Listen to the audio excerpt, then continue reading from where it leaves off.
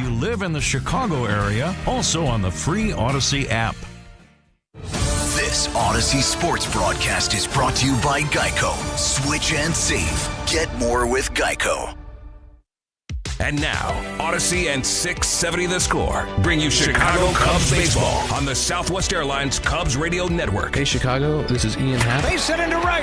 Cubs win the ball game. Ian Happ, a game-winning single. It's Pete Crow Armstrong. Gone! Three-run homer, Pete Crow Armstrong. Hey, it's Kyle Tucker. Kyle drives one in the air to right field.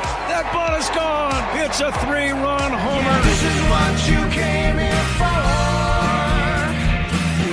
Cubs game on the score. Chicago Cubs baseball is presented to you in part by Benny's Beverage Depot, Nissan, Benjamin Moore, Hefty Trash Bags, Laturo Tire, James Hardy Building Products, AARP, Sea Glass Wine, Volvo, Sloan, Xfinity, It's Not a Game, Illinois.com, your Chicago and Northwest Indiana Hyundai dealers, and Yingling, the oldest brewery in America. And now here's the Hall of Famer, Pat Hughes, and All-Star Ron Kumar with all the exciting play-by-play action of Chicago Cubs baseball.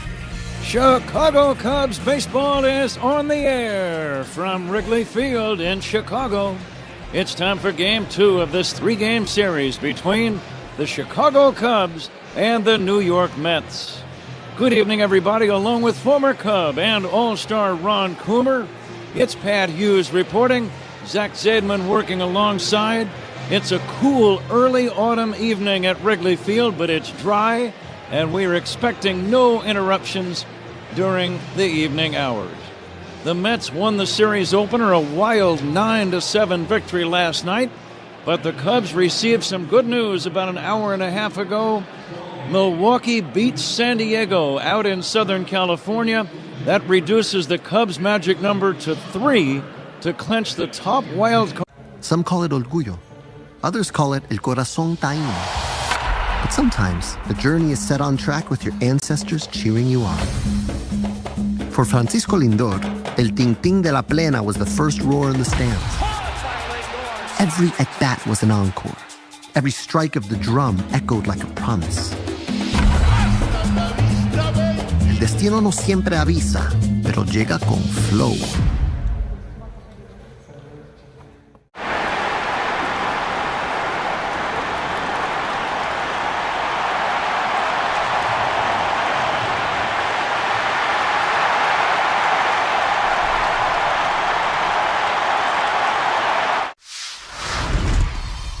What is something that you snack on that you don't worry about? I love Uncrustables. I could eat like 10 of them in one sitting. And no regard for his body? I don't even wait till I thaw out. Hey, put them in a toaster next time. And toast it, yep. It'll change your life. Yeah, just an incredible play by Riley Green. You are an all-star on the field and off, bro. I appreciate it. Hey, thank you. Riley Green, bro, food genius.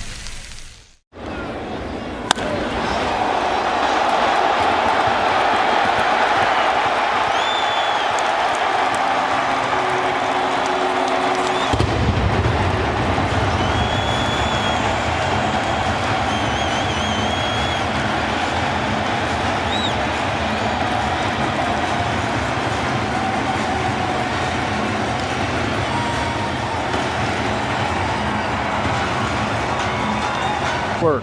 Cubs fans. Before he was feared on the field, Ronald Acuna Jr. was chasing wins on a different kind of field. For the Acuñas, El Béisbol was a story told in fastballs and late-night rematches. Every loading screen was a part of the strategy. Smash de botones. Smash de jonrones. That's how La Bestia was born.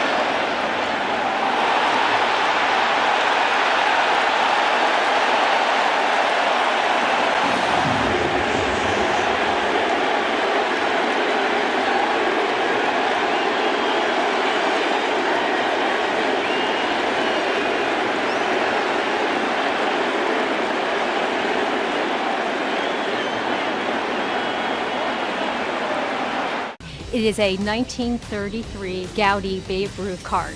It is 8.5 PSA. It's graded higher than the one in the Smithsonian. This card at one point came with a packet or a stick of chewing gum. This card actually is almost a century old. It was bought for a penny. So the fact that they're just skid here since they've clinched, but no time like the present to get back on track, and it would mean a lot tonight to get a W. It would, Ron. That would be coupled with San Diego losing their game earlier today. Milwaukee beat them. Now the Cubs' magic number down to 3. San Diego is off tomorrow. They will stay home and host Arizona, which of course is a division foe for them this weekend in San Diego. They play 3 starting on Friday. The Cubs will continue this series tomorrow night against the Mets, and then the arch rival Cardinals come in Friday through Sunday to wrap up the regular season. Things get very dramatic this time of year.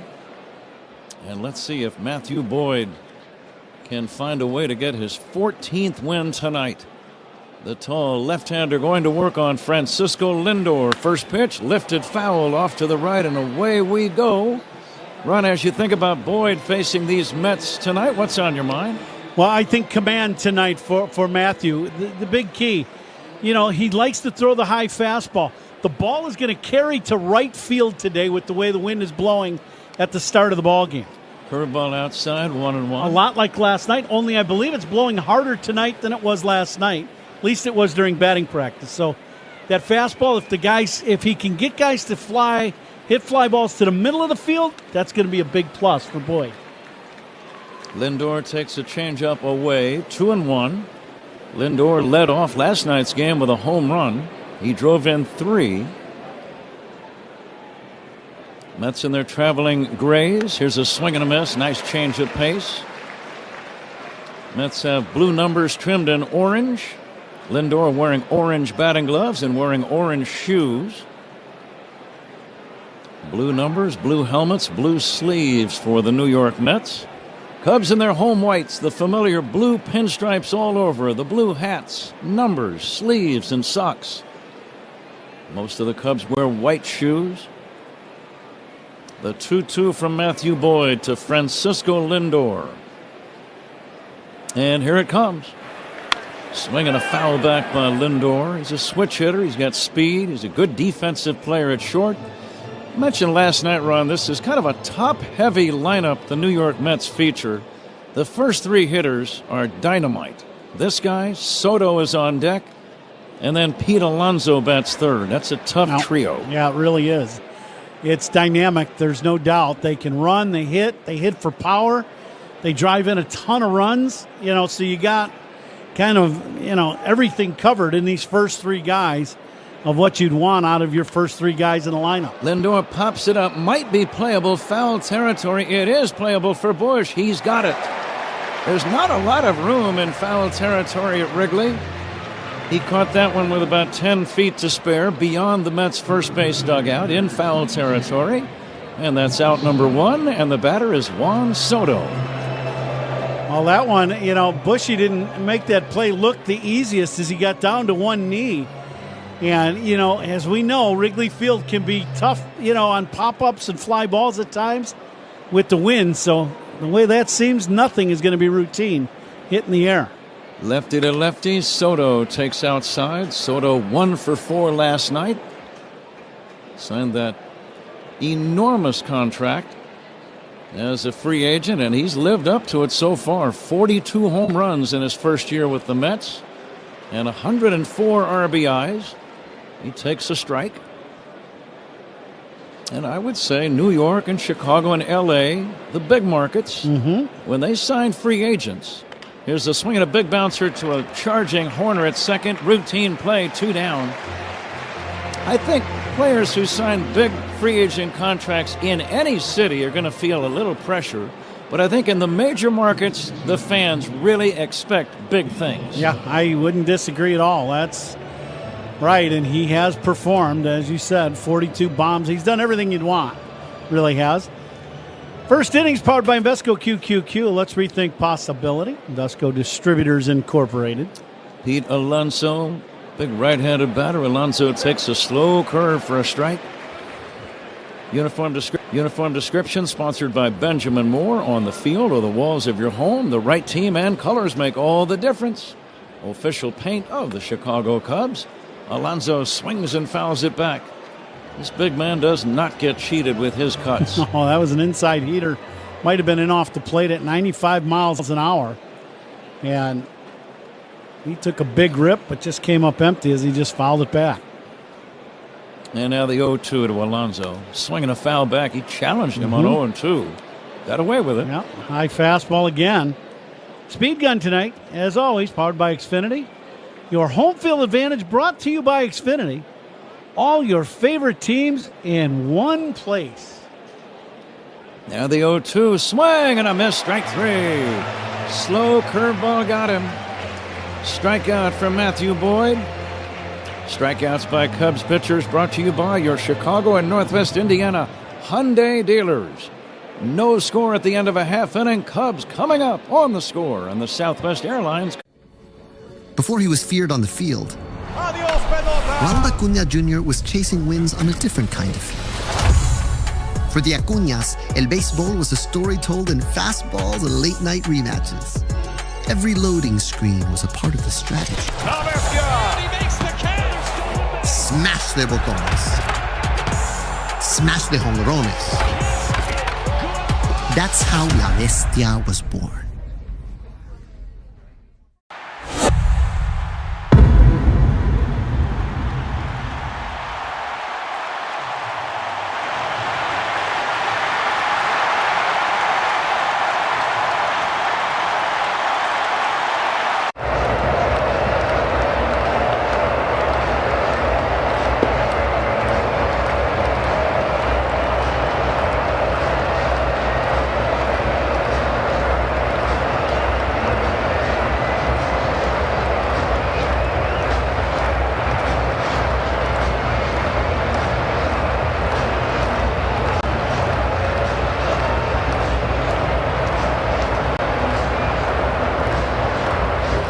As someone who grew up in the era of the twist, the locomotion, the Freddy, and other outrageous dances, the floss is easily the worst of all time. The fan did touch that ball, and that's a big whoops.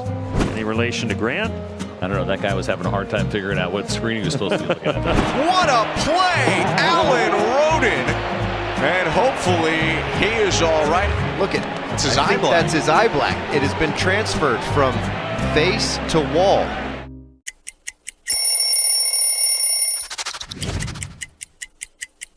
There's so much history right here, and when I put it on... Go gets a base hit. Benny's Beverage Depot will donate $100 to the Greater Chicago Food Depository. If you can't find it at Benny's, it's probably not worth drinking. Bush to lead off. Nico Horner is second, and Ian Happ third against a tall right-hander by the name of Jonah Tong. This is only his fifth Major League game started, and he delivers low and outside. Ron, I know you do your homework every game and you do a little scouting of the opposing pitcher. What's the plan against Tong? Well, Tong, good fastball, very straight fastball. There's a strike 1-1. But it's firm, 93 to 96 he can top out at. Curveball, big curveball, kind of an old-fashioned curveball where the ball comes up out of his hand. You really see his breaking ball. By far his best pitch is the changeup. Fastball in for a strike 1-2. And that's why he is a major reverse split guy. So left-handers are hitting much worse against him, which is not the norm, than right-handers. Right-handers are doing a much better job of hitting him in these four starts than the left-handers. Bush waiting for the 1-2 from Tong. And here it comes, and it is taken just outside. The one thing he does, Pat, he throws a lot of fastballs. I would be ready for the heater, and when I got a straight one in the middle of the plate, which he's going to do because he sprays it around a little bit, I would be ready to hit it. And the 2-2. Swinging a drive, right center, base hit in the gap. It's going to roll all the way to the wall. Bush will have an extra base hit as he goes to second with a standing double. There's a good start. Oh, there's that heater we were talking about. He got one in the middle of the plate. Bush, he hammers this ball into right center. It's going all the way to the ivy for sure, and great start for the Cubs. It's another $100 courtesy of the good people at Benny's Beverage Depot, going to the Greater Chicago Food Depository. Let's see if that leads to a rally. Nico Horner, the batter. Nico had a big night last night, 3 for 5, and he scored 4 times. He tries to poke one to right and fouls it away. Nico, in his last 17 games, hitting right at 400, which is the best of any man in the big leagues. Wow. I mean, he's spraying the ball all over the field, too. I mean, he is, when you look at the defense, everybody's just spread out, that you can't play him in any one spot because of the way he sprays the ball. Curveball is down low, and the count 1-1. He had a pretty good game last night, too. How about that ball game? 3 hits, 4 runs scored last night for Nico. And he drove in a run also, stole a bag. Here comes the 1-1 to Nico. Down low, check swing, no swing. 65 degrees. Autumn has arrived. These early days of autumn, you're still kind of getting used to the coolness at night. Game time temperature sponsored by 4 Seasons. Heating, air conditioning, plumbing, and electric. Horner will take a strike 2-2. Your trusted local experts, 4 Seasons. Had the feeling ever since he stepped in the box, Nico wants to hit behind the runner and get him over to third. I would agree. Let's see if he can achieve. He will take just outside. Oh, that didn't miss by much. That was a good changeup, and that's a strike. There's no doubt about that. DJ Rayburn, I think, gave up on this pitch a little early. It starts out away, and it comes back to the zone from the left-handed batter's box, and he gave up on it. Nico takes way outside, ball 4. First 2 Cubs have reached. Ian Happ coming up. Cubs last night went right to work against the Mets starter David Peterson, who failed to go 2 innings. Cubs got 2 in the first and 3 in the second. But the Mets came from behind with all of their firepower. You do need to score quite a few runs generally to beat this Mets team. You're not going to win a lot of 2-1 games against them. Happ batting left-handed against Jonah Tong. And he'll take a changeup for a strike. Happ drove in a couple last night, was 1 for 4. Bush away from second, Horner away from first. And the pitch. Way inside and low, 1-1. Tong seems a little frustrated because he had Nico struck out on the changeup. Did not get the call. Same thing with Alvarez. He was upset. And now it seems like he's a little out of sorts, to be honest with you. Tong has made 13 pitches already, so both Bush and Horner really made him work. Each man got to a full count. And now it's 1-1 on Ian Happ. Happ, 23 home runs. He's driven in 76. Wearing light blue batting gloves on either hand. He'll take down low, 2-1. Ian is one of the more patient hitters on the Cubs team. Does not chase a lot of bad balls. Big crowd at Wrigley, close to a sellout. Well over 30,000. Happ will check his swing and take inside. No swing. 3-1. Ron, what's the plan? Well, I think if you're Tong, you really can't walk him and load the bases and have nobody out. But really, his best pitch is the changeup. If he's going to stay in this game and do any good, he's got to throw the change to the lefty. I would guess he's probably going to see that here. Happ swings and fouls it back. He threw the fastball. And the count now full. That's a young pitcher and a young catcher. I think if you had a real veteran out there, he would have probably went with the change. If he does throw a change, I'm looking at the right fielder Soto. He's 90 feet off the line. Let's see if Happ can pull one into the right field corner. Here comes the 3-2. from Jonah Tong. And the pitch. Happ drills it foul on the ground past first. Good aggressive swing by Ian. Back-to-back fastballs from Tong. Tong with a record of 2-2, a 5.94 ERA. Cubs got into the bullpen, as we said, early last night. Their bullpen had to work 7 1/3 innings. Runners lead first and second. No score. Bottom of the first. The payoff. Happ pulls another one foul. Off-speed delivery. Pitch count continues to elevate. Cubs hitters doing a very nice job, as you said, Pat, of spoiling some good pitches and extending the at-bats. 18 pitches now, and there's still not an out in the first inning. Runners take their leads. The pitch to Happ. Swing and a miss on changeup. And that's out number 1. Ian tried to wait for it, just couldn't quite wait long enough. And he was way out in front. Yeah, the one thing about Tong, he's got very good action on this changeup. And it's good change of speed, but it's also runs away from the left-handed hitter pretty well. Excellent pitch. Was just down out of the zone. Here is Moises Ballesteros. Did not play in the series opener last night. Left-handed batter with power. Pickoff throw to second, not in time. Lindor went over to second like a first baseman, waiting for the throw. Rarely will you pick a guy off using that particular technique. I think Tong was just nervous about throwing to the base, to be honest with you. He's only had 4 big league starts. Ballesteros hits a ground ball, base hit up the middle. Rounding third, Michael Busch. He will score. And the throw to home is going to be not in time. Busch with a head-first slide getting in.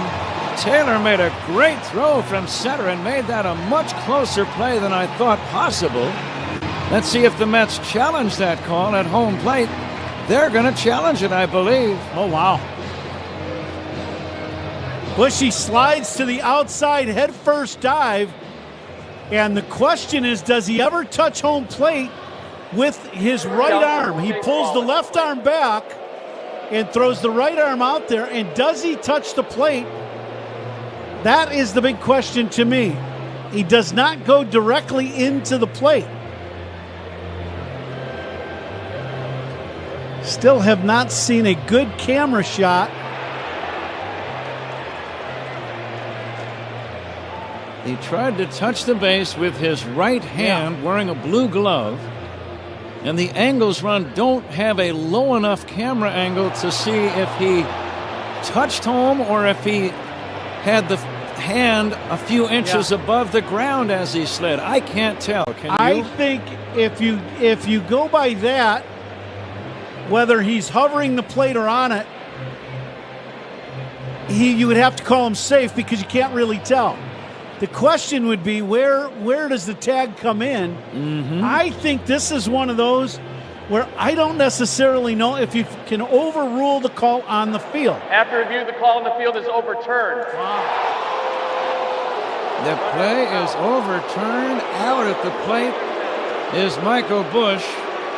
And that's the second out in the inning. Again, an unbelievable throw by Taylor from center all the way on the fly to Alvarez. And Busch out on an extremely close play. Horner ends up at second on the play. Ballesteros at first.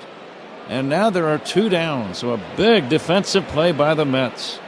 And here is Seiya Suzuki taking a strike. When that ball was first hit, I thought the throw might even go to third base and not even come home. Right? I would agree. I'll tell you what. You're exactly right, though. That is an excellent play by Taylor. And he was extremely aggressive coming in on that ground ball. Big chop to third, glove by Vientos, runs over, steps on the bag, and the Cubs, after getting 2 men on to begin the inning, walk away with no runs. On to inning number 2, Cubs and Mets scoreless. On the score, and the Southwest Airlines Cubs radio network. Talking Cubs Monday through Friday on Rahimi, Harrison, Grody, 10 a.m. to 2 on The Score.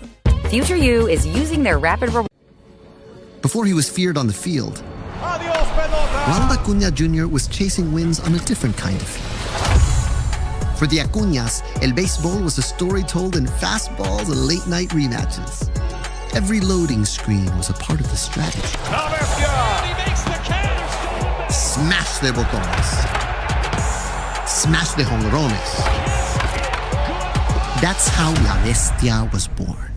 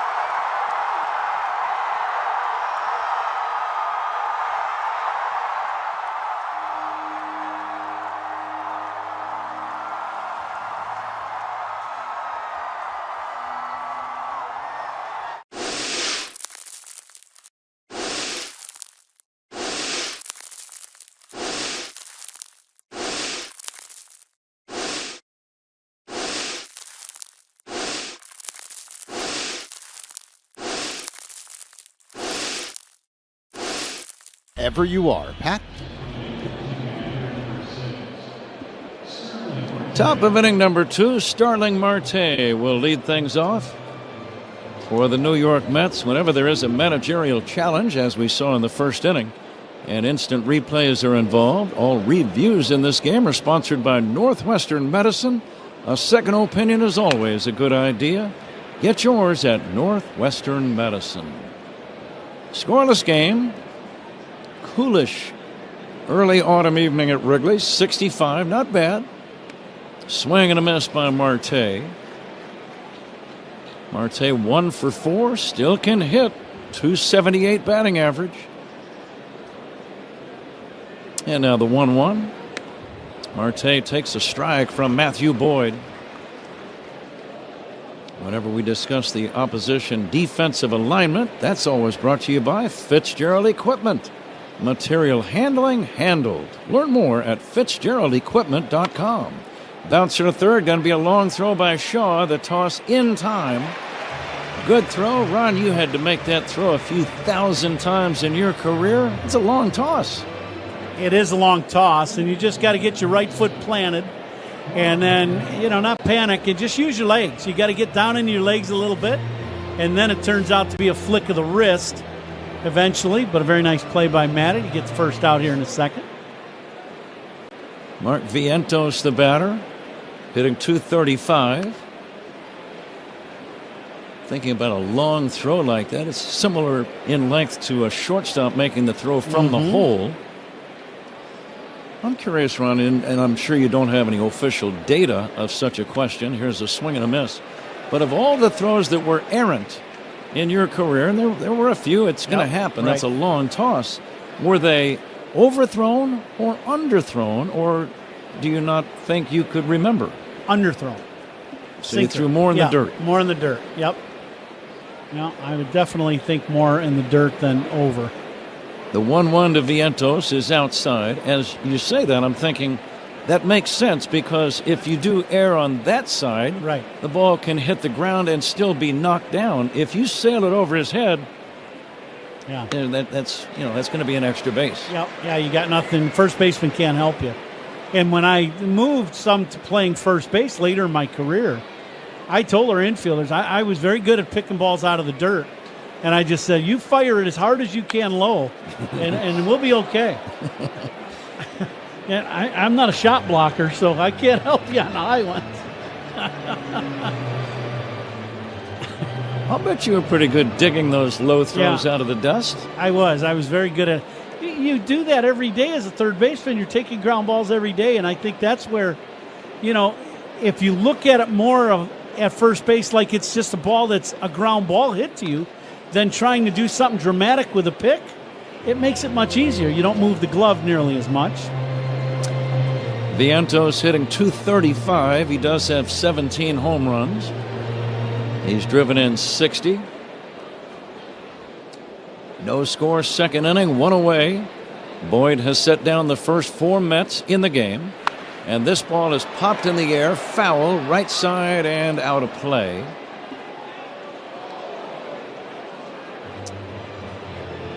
Again, a bit of good news for the Cubs and their fans earlier today. San Diego lost to Milwaukee, 3-1 the final. I was listening to some of that game on the way in.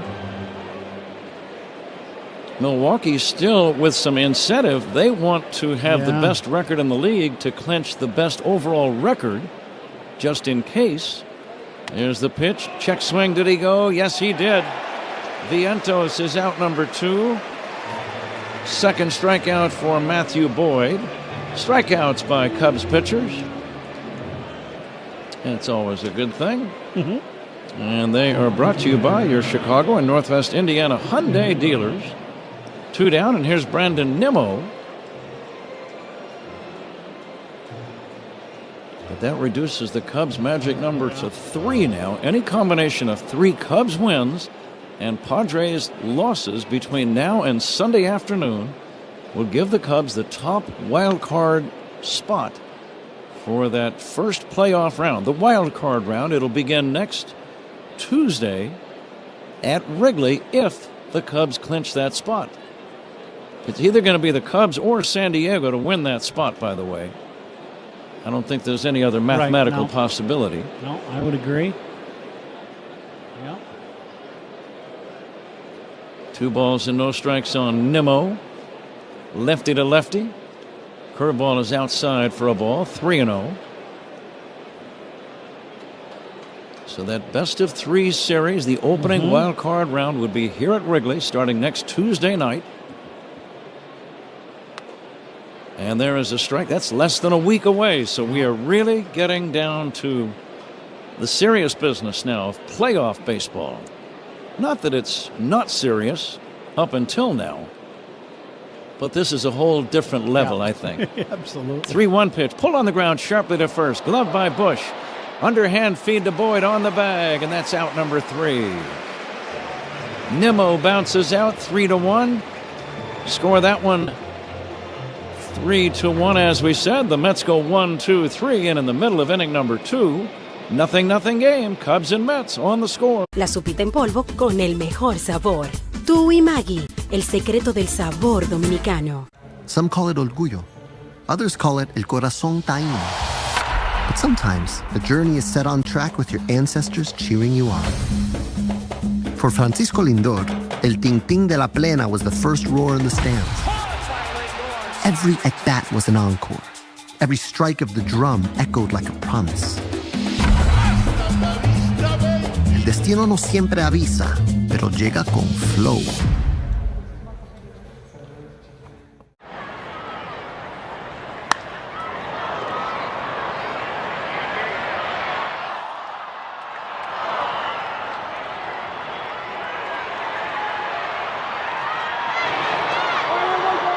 Well, we had a special guest on the field before the game today, Pepe the Penguin. Pepe was a little cranky today. If you're at the ballpark with your kid, what's most important? You got to get snacks for Junior. This is a rare father-son first base coaching combo. Well, after Dinger put up a sign that said, "Mrs. Met, call me," Mrs. Met has her response. That hit my bat. That was a foul ball I want to hit. He was trying to stay in the hit. See, look, he said foul ball, foul ball. He didn't want to go down to first base. He wanted to hit.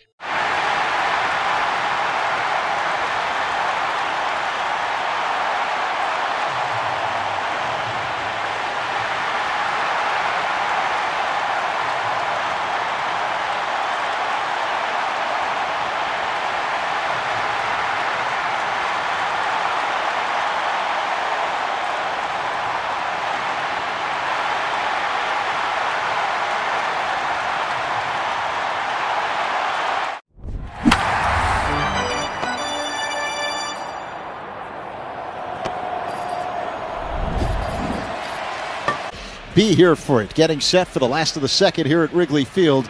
The Cubs and Mets are scoreless. Pat?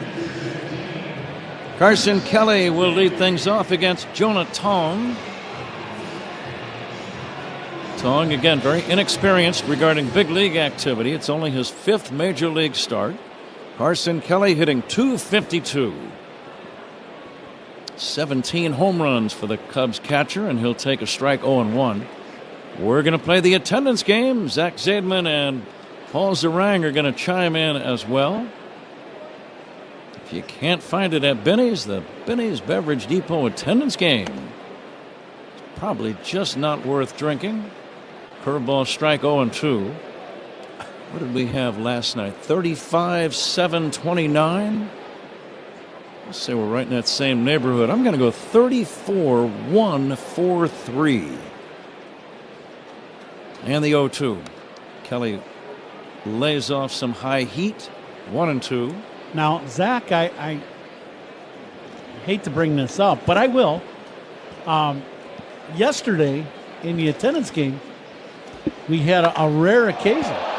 Swinging a fly ball deep center. It's going to be caught by Taylor, and that's going to be out number 1. It was a hard hit ball, but it did not really come that close to the warning track. The wind kind of grabbed it and knocked it down a little bit. Yeah, ball hit the center field, but a little bit to the left center field side of center.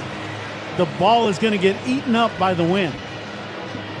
But see, we had a rare occasion yesterday, and everybody won in the attendance game, and somebody in the booth decided that you were absent, so you didn't. Here is a swing and a miss by Pete Crow Armstrong. It was a very rare thing, but I don't know if you were listening. But as Pat likes to say, I'll get over it. Yeah, I figured that's good. As long as you don't sob uncontrollably. Yeah, that's the best answer you could have. We'll all be happy. Here is a swing and a miss by Pete Crow Armstrong. Nice to have you back, Zach. It's nice to be back. Zach, a former resident of the Big Apple. He was a New York Mets fan as a youngster. Here's the 0-2 pitch. Swinging a drive right center, but this is going to be caught by Taylor as well. Pete Crow Armstrong hit that ball sharply, but it's out number 2, and the batter is Dansby Swanson. So yesterday, we were talking well before the game when we all got here early today. I asked Zach, I go, how'd it go at home? And say, it's always great to go back home. But the family, they're from Queens, they're Mets fans. Sure. And the question was, who are you rooting for?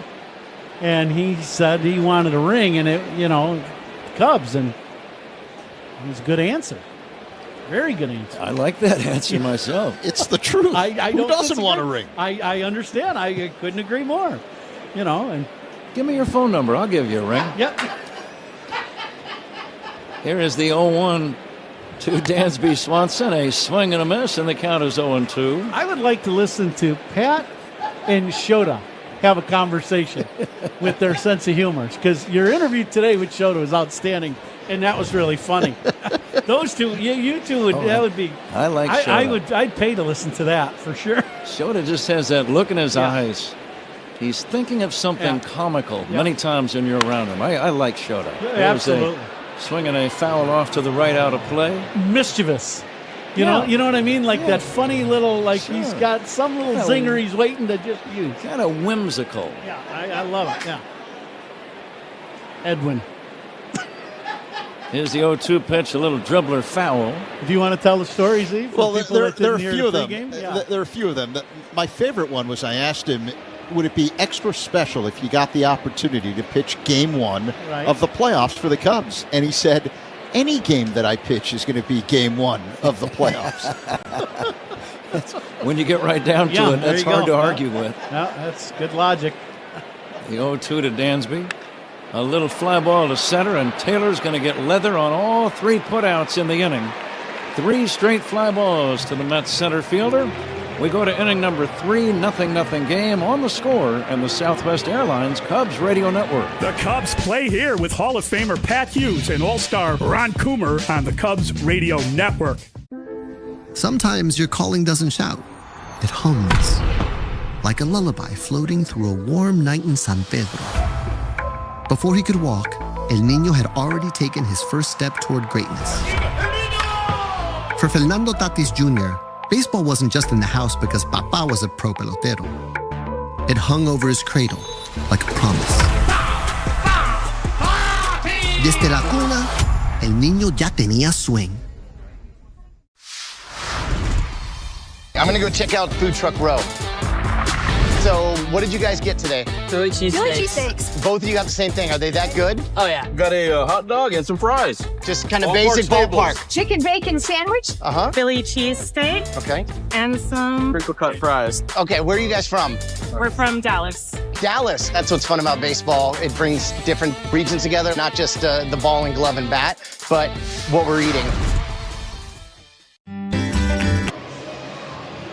Zach, thank you. Third inning, 0-0 game. Matthew Boyd working on the bottom of the order. The Mets without a man reaching so far. Alvarez had the game-winning 2-run homer in the 8th inning last night. And he's been a hot hitter of late. He's got 10 home runs for the year.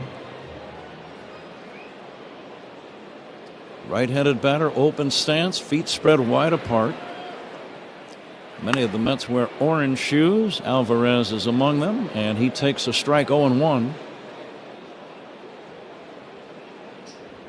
Have you ever had a pair of orange shoes on your feet in your entire life, Ron? I'm just curious. It's kind of a nosy question. I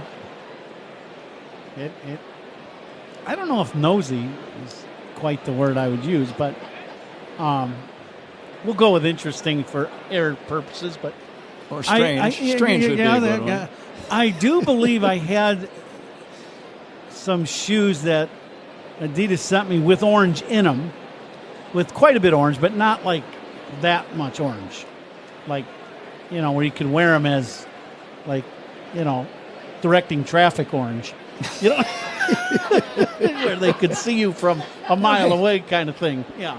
Are you saying law enforcement officers are known for wearing orange shoes? Well, I definitely think that if you had to be out there, like you see the road guys with the lime green, that orange would work too. That would definitely show up. So you'd be instantly recognizable. Yes, you'd be seen. Here's the 2-2 pitch. Fastball inside, 3-2. Kerry Pankowski, the director of the Chicago Marathon, he was kind enough to get me some shoes that have a lot of orange in them. 3-2 pitch, fouled away off to the right, out of play. Yeah, but those are HOF shoes. He was very, very kind. And I hope they have another successful Chicago Marathon coming up in October.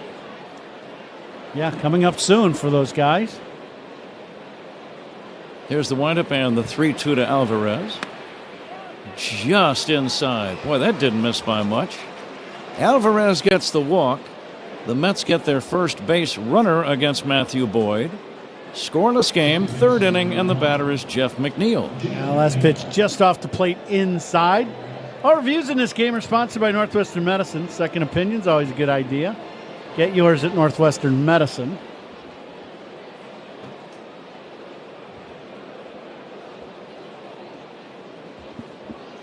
Mets right now the number 3 wild card team. Here's the throw to first. And Alvarez jumped back to the bag. Looked a little awkward in doing so. No. Certainly the scouting report has gotten around the league that Boyd has a tremendous pickoff move. He's got 11 pickoffs this year. That's the best number in the big leagues. Look at his leadoff now. Here is a fly ball to left center, deep but playable for a backpedaling Crow Armstrong. He's got it for out number 1. Chuckling at Alvarez. He was no more than about 10 inches off the first base bag with his lead. Now, that's a pretty safe lead. Yeah, that's respect. The only people that don't get bigger leads than that are the kids that are playing in the Little League World Series in Williamsport. Other than that, he wins. That's the closest you're going to get. Oh, my goodness. Here's Tyrone Taylor. Taylor, right-handed batter, has made the defensive play of the night so far. A great throw in the first inning to cut down Michael Busch, trying to score on a base hit by Moises Ballesteros. His lead is so short at first base he would not have to move his right foot, and he could touch the base with his left foot. Here's a fly ball to right. It'll be caught by Suzuki, and that's out number 2. I've told this story before, but my favorite story about guys taking short leads, it was a teammate, and I forget who it was, of Mike Flanagan, the former left-handed pitcher for Baltimore, had a great sense of humor. This guy kept getting picked off, and Mike said, here's what you do. You put your left foot on the base. You step as far out into the infield as you can. That's your leadoff. There you go. Yeah, there you go. It's tough to get picked off when you're standing on the base. Here's a curveball in there for a strike. And I could just see him saying it real serious-like, and then, oh, okay, I got you. How would you like to be the guy coming back to the dugout after getting picked off a bunch with Earl Weaver as your manager? No, I just keep on going. I don't know where AAA was, but you might as well just keep on walking and end up there. Yeah, he was tough. Yeah. I got to know him a little bit. He would be on the field. He'd engage you in conversation no matter who you were. If you were on the field working, he would talk to you. Yeah. I can't always repeat the stories he would tell. But he was very actually talkative and not a bad guy at all to me, personally. Yeah, that's great. Jimmy Leland reminds me of that, too. He was always that way. Loved having conversations with Jimmy Leland. The 1-1 pitch is in there for a strike. But Earl, he had that flash temper that could erupt at any moment. Oh, yeah. He and Jim Palmer did not always see eye to eye. That was pointed out to Palmer one time. He said, of course we don't see eye to eye. He's 5'4", and I'm 6'5". How do you expect us to see each other eye to eye? He's 5'4". Just him saying that would burn him up. 2-2 on Francisco Lindor.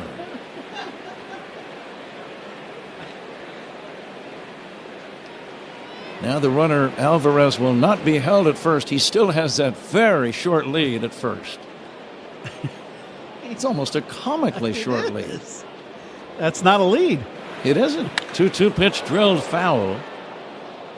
You would think in a spot like this, I mean, if you got a guy at the plate that hits extra base hits, you want your guy from first to try to score on a 2-out double, don't you? Yeah, absolutely. I don't know if he could from where he's leading off. See, the thing is, what you've got to do is take your normal lead, then you watch Boyd, and you don't make a move towards second base until you see the ball in the air going towards home plate. That's all you got to do.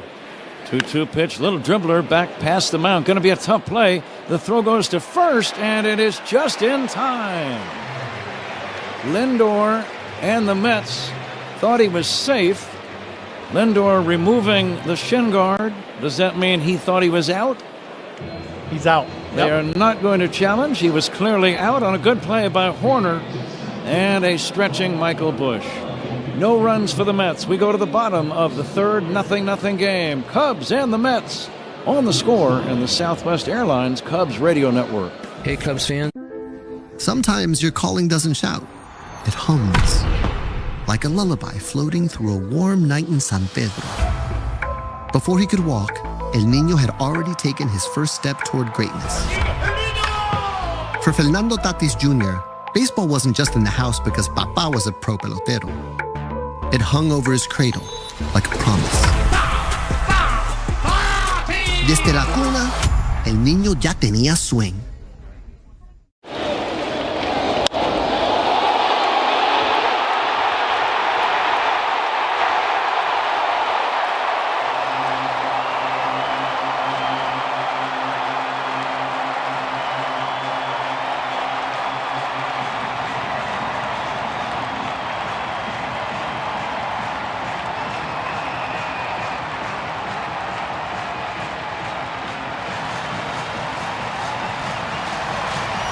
All right, I got a couple packs of 1986 Topps baseball cards. Let's open them up and see who's in here. I love the bubble gum. Oh my. Tom Seaver, but with a White Sox uniform on. The franchise for the Mets. I played with him in 1983, my rookie season. I was just in awe with these guys when I saw them in spring training and got a chance to play with them. Baseball cards of memories.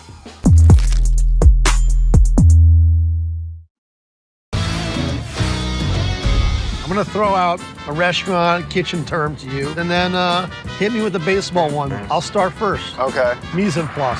Oh, mise en place. That is, as the chef, you put all your different ingredients out, kind of before you start cooking, right? You got it, man. Yeah. That's the most important That's a tough one. I hear this one a lot because of my name, can of corn.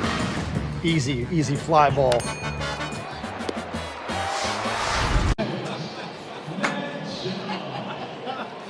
Go right ahead. I think I've submitted my figure. Yeah, your guess is 34,143. Okay. Coom, do you want to give a guess? I can. 35,500. Matt Shaw will lead off the Cubs' third inning. See if he can get on and crank up a Cubs rally. I'll go 36,000. Cubs trying to snap a 5-game skid. Shallow at third is Vientos. Shaw 1 for 3 last night. He'll take a strike in the count 1-1. And the maestro, or engineer Paul Zareng, is going to go with 35,222. So we are locked in the Benny's Beverage Depot attendance game. Jonah Tong delivers. Swing and a miss. 1-2. Just saw Vientos on the swing. He knew it was going to be a curveball. Or an off-speed pitch. And so he was moving toward the third base line as Shaw was making his swing. Did you do such a thing? Yes, absolutely. Especially with a guy like Tong on the mound. Now the 1-2. That's down low. So what you want to see, you want to get the pitches from the catcher. So you want to know you get the pitch count device. So you get the pitch.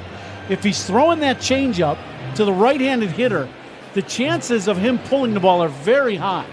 So you read the bat and where the ball is, and you start seeing the barrel of the bat out in front of home plate. You know the ball's going to be to your pull side, so you start moving. Line drive, base hit over a leaping McNeil into right center. Leadoff single, Matt Shaw. Cubs have a man on. Now back to the top of the order from Michael Busch. Good job by Matty, and that's exactly how you hit a guy like Tong. If you want to really sit and be on the changeup somewhat, or his big curveball, you've got to use the other side of the field with the fastball. You can't look to pull the fastball and then think you're going to hit that changeup also. So a very nice piece of hitting by Matty. Cubs have 3 hits, trying to get on the board, a 0-0 game. Busch rammed a double into right center his first time. Tong to the belt. Toss to first. Diving back in is Matt Shaw. Tong's had a very good year in the minor leagues. His big league time, as you said, only 4 starts. But in the minor leagues between AA and AAA, 10-5 with a 1.43 ERA in 113 innings. Yeah, that's pretty good. Yeah. There's a strike to Busch at the knees, 1-1. Busch thought it was a little low. This is game 5 in the season series. The New Yorkers have beaten the Cubs 3 out of the first 4. Busch checks and takes the low and in. Tong landed a bit awkwardly on the follow through.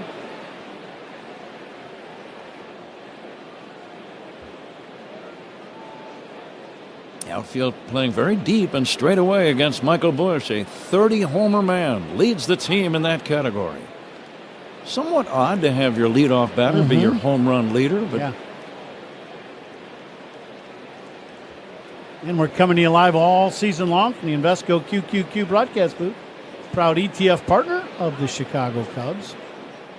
Time called now. A pitch clock violation has been called. So the count, I believe, is now 2-1. Tong took too much time to get ready. This is kind of bizarre, actually. I don't understand what's... Bushy took time out, so usually the pitch clock slows way down. You know, you wait to restart it. Busch will hit a ground ball foul past first. Cubs had a scoring chance right away. They had men at first and second with 1 away, and Ballesteros singled into center. It looked like it was going to give the Cubs a run, but Tyrone Taylor made a great throw to the plate all the way on the fly from center to cut down Michael Busch on a very close play that was overturned after the review by the umpires. The 2-2. Low and inside. Would you send Shaw on 3-2? I would say yes. I think Alvarez is an average thrower at best. And I like Michael Busch's ability to not overly chase pitches in this at-bat. Full count, the stretch by the rookie right-hander. And the pitch. High, very high, ball 4. Now the Cubs have something cooking. You've got first and second, nobody out. The best clutch hitter perhaps on the team. Nico Horner ready to step in. If you're Nico, Ron, what's on your mind as you step into the box? I think it's that same approach that we were just talking about with Matty Shaw. If you want to be on the off-speed pitch, which is Tong's best pitch, the changeup, which he threw to Nico in his first at-bat, you take the fastball and shoot it the other way, and that gives you a little time to wait on that changeup or curveball. The Mets are looking for a bunt. Yeah. I'm not. No, me neither. Here is a pitch in for a strike. This is the best clutch hitter the Cubs have. Nico had a base on balls in the first. The stretch by Tong. And the pitch. Line drive, base set to left. Rounding third is Shaw. He'll be held there as the throw comes in. Nimmo assumed that Shaw was going to try to score. He wasn't even going to throw to the plate. But holding at third is Matt Shaw. Bags are loaded with nobody out. Now, once again, Nico Horner, just incredible with runners in scoring position. He gets this ball down in the middle of the plate. He just waffles this ball in the left field for a base hit. And this is one of those plays where you probably could have sent Shaw, but, you get a little gun shy. You've already had one guy thrown out at the plate here in the early going. And I agree with you. I don't think Neil was going to throw the ball to home. I think he was going to just throw the ball back into the infield. Desi Drushel is the pitching coach as he finishes his conversation with the pitcher, Tong. Let's pause 10 seconds for station ID. This is The Score and the Southwest Airlines Cubs Radio Network. Listen to the Cubs game in FM quality at 104.3 HD2 FM on the Southwest Airlines Cubs Radio Network. We are WSCR Chicago, WBMX HD2 Chicago, an Odyssey sports station. Bases loaded, nobody out. The batter is Ian Happ. Infield is back. And the pitch to Ian, low and inside. So even a ground ball to the middle infield will get a run in. They might turn 2, but you will get on the board. Right. Happ struck out in the first inning. Here's the 1-0. Fastball is in there for a strike. Alonso playing way back also. He's not playing in. There's no chance of him getting a ground ball, or very, very little, and him throwing to home. Now the 1-1. Happ hits a ground ball. That's fair. Fair ball down the right field line. 2 runs have scored. Happ has a double. Stopping at third is Horner. Cubs lead 2-0. Ian Happ delivers a 2-run double, just fair down the first base line. Well, Ian gets a pitch he can handle, and he hooks this ball. And you're right, Pat. This goes right over the bat at first base. It's a changeup. And just like we were talking about, you pull the changeup in the off speed, you hit the ball the other way with the fastball. He hooks this changeup, and the Cubs catch a break. It hits the sidewall, but kind of kicks straight out towards middle of right field. And because of that, Ian is able to go all the way to second base. Ian now with 78 RBIs. The batter is Moises Ballesteros. 2-0 Cubs. Fastball strike. RBIs by the Cubs, sponsored by Old National Bank, where relationships and results matter. Get old. Clutch double for Happ. Horner stopped at third. Both Busch and Shaw scored. Now the 0-1. Low and inside. This is a good matchup for Ballesteros. He's his barrel, as we talked about, stays in the hitting zone a long time. His first at bat, he took that changeup and hit the bullet back through the middle that ended up ending the inning on the play at the plate. The 1-1. He takes inside. It's 2-1. Actually, that play did not end the inning. That was the second out. Right? Now the play ended with Suzuki hitting into a fielder's choice. Horner down the line at third, Happ away from second. And the pitch. Ballesteros taking a strike. He is somewhat uncharacteristically unaggressive in this at-bat. Not sure why. I think he's looking for the changeup, and he's gotten a couple fastballs. He's Now frustrated he didn't 2-2. swing at that last one, to your point.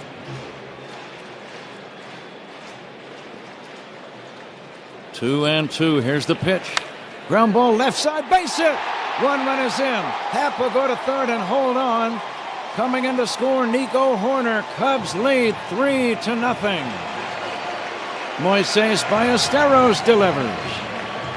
Well, you got to love the approach. He's a young guy that's, just got called up, and now he's hitting cleanup for a team going to the playoffs. And there's the approach we were talking about. You take the fastball, you hit it the other way, you look for the change or the curveball, and you pull that.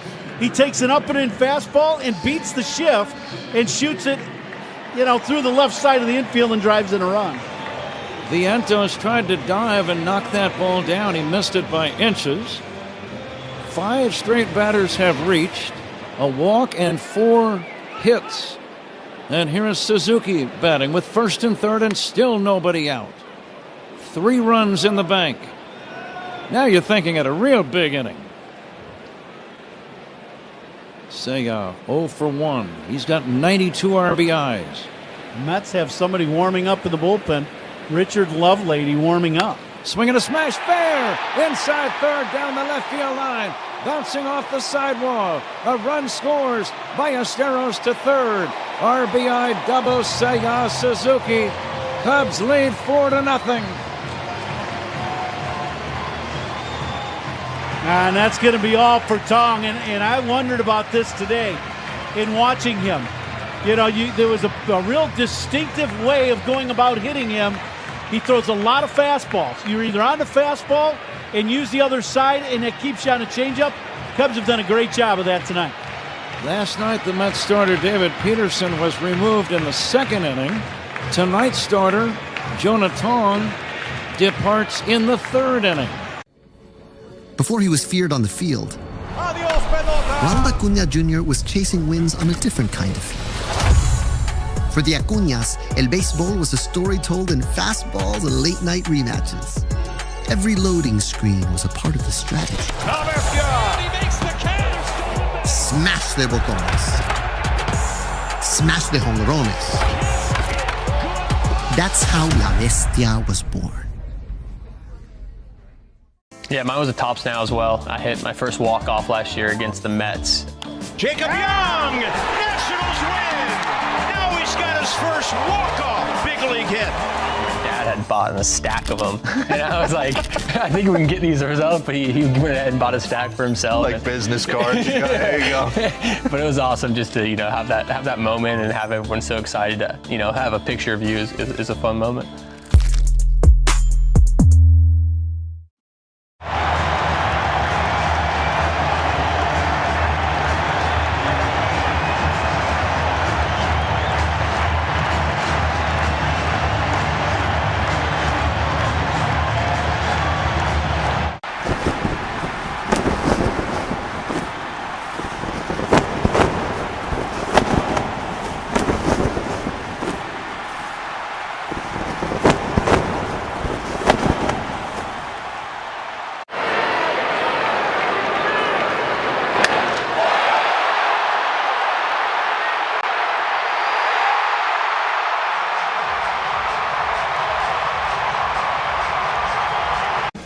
Zach, thank you. Carson Kelly batting.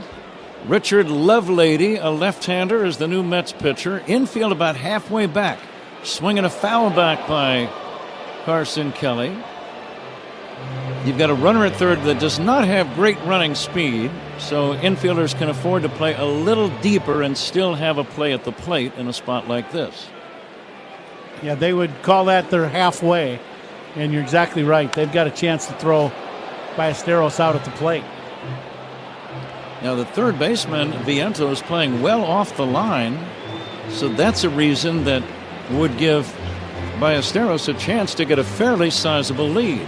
He's not taking that lead right now. He's a young player, probably doesn't want to overdo it in the aggressive base running area. Here comes the 0-2. Swing and a foul. He just did make contact.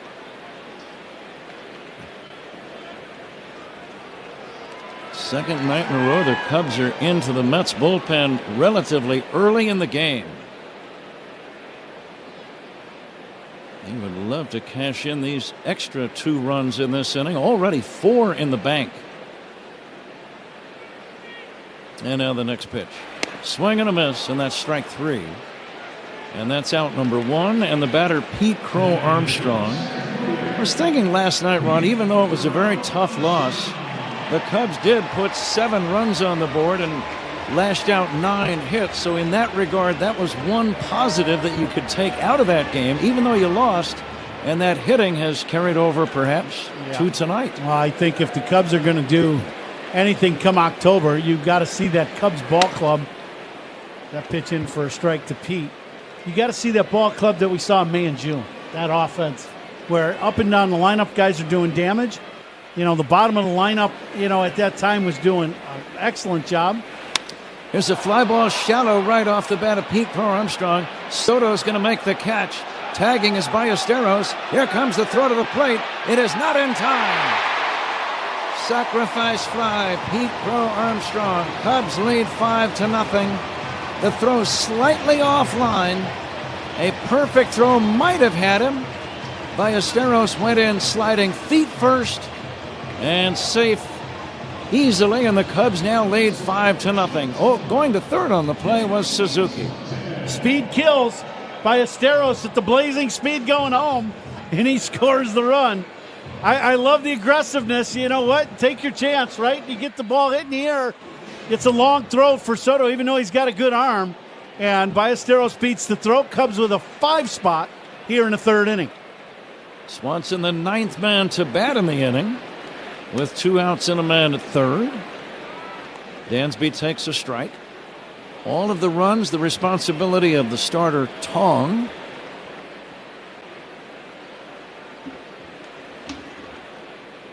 Swanson trying to drive in one more run before the inning ends. Check swing, no swing on the next pitch, 2-1. RBIs by Cubs batters are sponsored by Old National Bank, where relationships and results matter. Get old.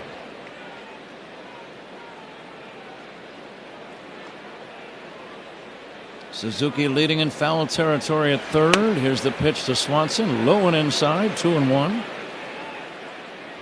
We'll be right back out here again tomorrow night, the series finale.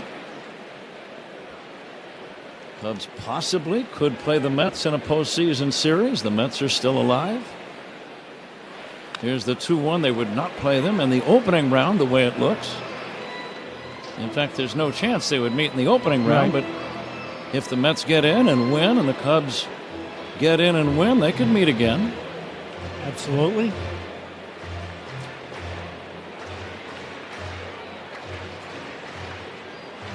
Two balls and 2 strikes on Dansby Swanson.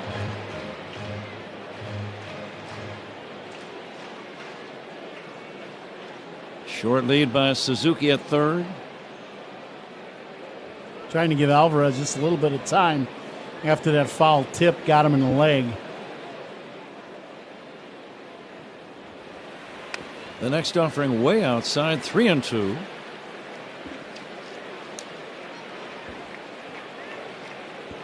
Lovelady has only been in 7 games, 8 total innings of work, so he is not having a lot of big league experience. Here's a swing and a miss, strike 3. Cubs settle for 5 big runs in this 3rd inning.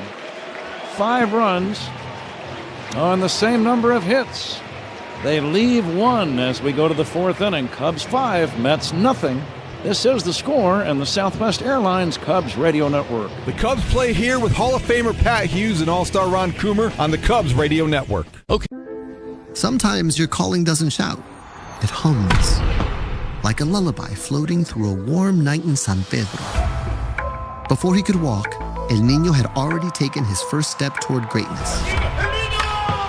For Fernando Tatis Jr., baseball wasn't just in the house because Papá was a pro pelotero. It hung over his cradle like a promise.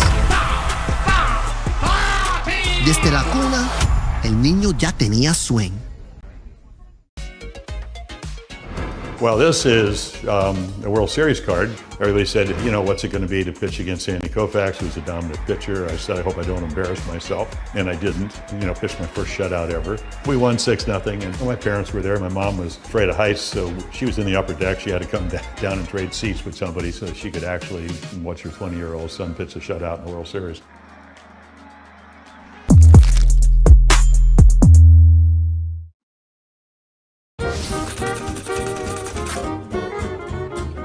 Guess who that is? Roger McDowell. Check him out. He has his uniform on upside down with the shoes on the hand, and it looks like he's walking on his hands. Has his cap hanging down. That's supposed to be his head. Well, the Mets really trying to turn it around. They do, however, trail in this ball game 4-0. I love that.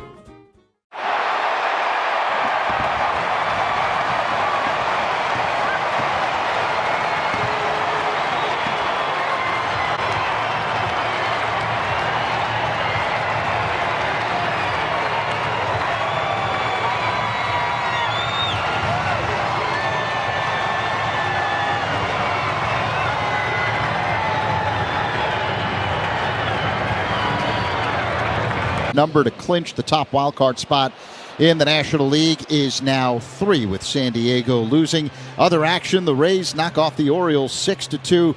Kyle Schwarber with a pair of home runs today. He's got 56 for the season, finished with 4 hits as the Phillies crush the Marlins 11-1. Meanwhile, we go to the 4th inning as left-hander Matthew Boyd has a 5-run lead to lean on. Zach will get the other scores here as we move along.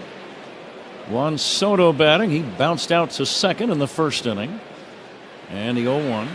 Check swing. That's going to be a strike. What else you got, Zach? The Nationals edge the Braves, Pat, 4-3. Whole bunch of games in progress. The Guardians leading the Tigers 3-1 now. Top of the 7th inning. George Valero with a 2-run home run for Cleveland. Pirates on top of the Reds 2-1, bottom of the 9th inning. Spencer Horwitz, an RBI double for Pittsburgh. The Yankees on top of the White Sox 5-1 in the last of the 7th. Aaron Judge with his 50th home run. Slow curve is low 1-2. Top of the 9th inning in Toronto, all Red Sox. They've got a 7-0 lead over the Blue Jays. Twins and Rangers even at 1, bottom half of the 5th inning. Here's a fly ball, shallow left. Angling out Swanson, coming in Happ. Dansby will make the catch in shallow left field. And that's out number 1. Go ahead, Zach. And Pat, the first out is sponsored by Xfinity, your home field advantage. Brought to you by Xfinity, all your favorite teams, all in one place. Getting back to that game in Cleveland between the Tigers and the Guardians, tied at, well, let's see. No, Cleveland, you said, is leading 3-1. Is that correct? Yeah, 3-1 Guardians, top of the 7th. If they win, they will have a 1-game lead in that American League Central over Detroit. And they will have made up, I believe, 10 games in the last 12 games between. Here's the next pitch, swung on and missed, a slow curve. They will be, I think, 11-1. And Detroit will be 1-11, if I remember what I just read. It's amazing how things turn around. The 1-1, but those fans have to be turning inside out in their seats in Cleveland, don't they? Absolutely. And what do you think their reaction is in Detroit? The opposite.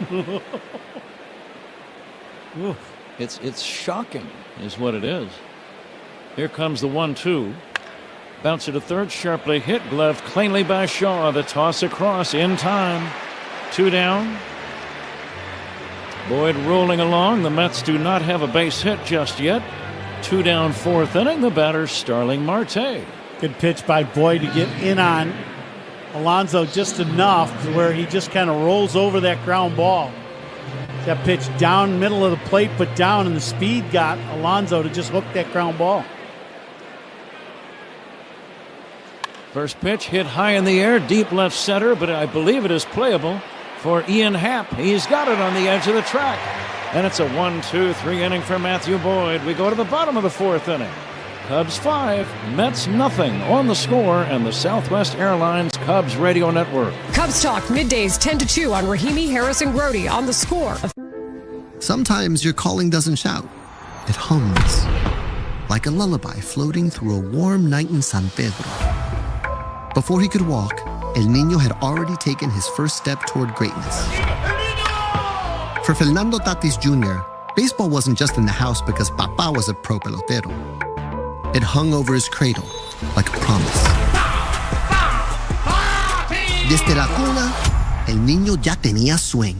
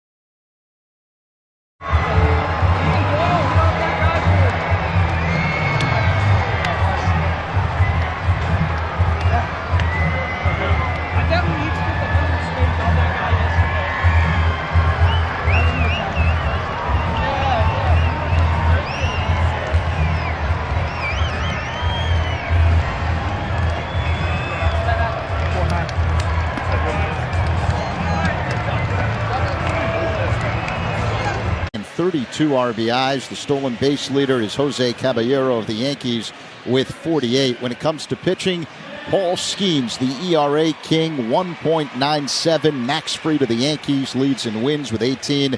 Carlos Estevez of the Kansas City Royals, the saves leader, with 41. Pat? Zach, thanks for your fine work as always. We move to the bottom of inning number 4. Matt Shaw led off last inning with a base hit to right, and little did we know that that would lead to a 5-run rally. Lots of contributors. Ian Happ broke the ice with a 2-run double. Moises Ballesteros drove in a run with a single. Seiya Suzuki doubled to drive in another. Here's a deep fly ball to left center field. It's got a chance. Gone. Matt Shaw. Cubs lead 6-0. That drive, Pat, that we talk about, that the video board effect. The wind blowing in from center, but boy, you hit that ball to the left center field side of that video board, and it really blocks the wind. Shaw with a line drive, deep drive, and it gets to the second row on a normal night with no wind or blowing out. That's halfway up the bleachers, but he catches up with a high heater. For Shaw, his 13th home run. Cubs lead by 6. Bush tries to bunt and misses the pitch. It's a strike. 43 RBIs for Matt Shaw. Home runs by Cubs batters. Another hefty home run. Official trash bag of the Chicago Cubs. Hefty. Strength that's anything but ordinary. RBIs by Cubs batters. That's by Old National Bank, where relationships and results matter. Get old. Be nice to keep that one around for a while and just keep reading it. Well, for about another 5 or 6 weeks or so. Yeah, that would be just about right. Here's the pitch to Bush, line down the left field line. Diving backhand catch by Nimmo. Very nice play by the left fielder. And that's going to be the first out in the inning. My Bushy very nearly had a triple there. Nimmo goes in and makes a sliding catch this ball right off the top of the grass. If that ball gets by him, it's going all the way down into the corner in the well. One away, one in. Cubs lead by 6. And the batter, Nico Horner. Nico has walked and singled and scored a run. And this 4th inning is sponsored by Wintrust, home of the exclusive Cubs debit card. Member FDIC, EHL lender.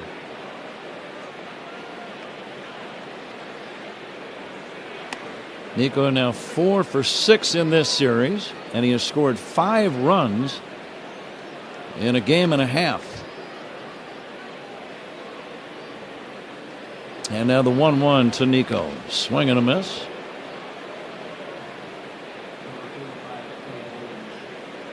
Same two teams tomorrow. Final regular season meeting between the Cubs and the Mets. Cubs stay right here, and the Cardinals come in over the weekend. 3-day games against St. Louis. Down low for a ball. There's always something a little more dramatic when you're playing against your arch rivals or even a division opponent at this time of the year. I mean, all the teams are going to be hard to beat. That's a given. But there's just a little extra spice when it's one of those familiar teams. Bouncer to third, diving stop by Vientos, throws to first in time. What a play. Vientos took a base hit away from Horner with a great diving stab. Boy, and once again, Nico hits one right on the button again. He had 3 hits last night and 4 RBIs. He singled today, scored a run and walked, and now a bullet to Viento at third. Ron, I remember those years, you probably as a player and as a broadcaster, many years where your team has already been eliminated from any playoff consideration. But it's those division opponents that you kind of, if they're vying for a playoff spot, you look forward to seeing those games and to trying to spoil it for them. That's your playoff. It really is. Yeah. It's one of those things where you get up for those games because it's usually a packed house. Like tonight, national television. Sure. You know, and you're playing a game and you're like, not on our watch. Sorry. You're going to have to do it against the next team. And you would grind the game out, boy, and you'd give them the very best that you had. Absolutely. It's that little bit of familiarity breeds contempt. And I think over the centuries and certainly the decades, you build up a little bit of antagonism against division foes. Yeah. Nothing real, nasty or anything, but you want to beat them and they want to beat you. And you've already achieved something that they couldn't achieve this year. That's another part of it. So they're a little cranky at you. Yeah, right. Low and inside to Ian Happ. Happ had a clutch 2-run double his in the third inning. Up to 78 RBIs. Ian hits a bouncer to short, gloved by Lindor. Over to first to end the inning. After the homer by Shaw, the Cubs do nothing else. But we go to the 5th inning. Zach Zaidman joins Ron Coomer in a moment. It's the Cubs 6 and the Mets nothing. This is The Score and the Southwest Airlines Cubs Radio Network. Hey Cubs fans, it's Dansby Swanson. Listen to every game here on the Chicago. Before he was feared on the field, Ronald Acuna Jr. was chasing wins on a different kind of field. For the Acuñas, El Béisbol was a story told in fastballs and late-night rematches. Every loading screen was a part of the strategy. Smash de botones. Smash de jonrones. That's how La Bestia was born.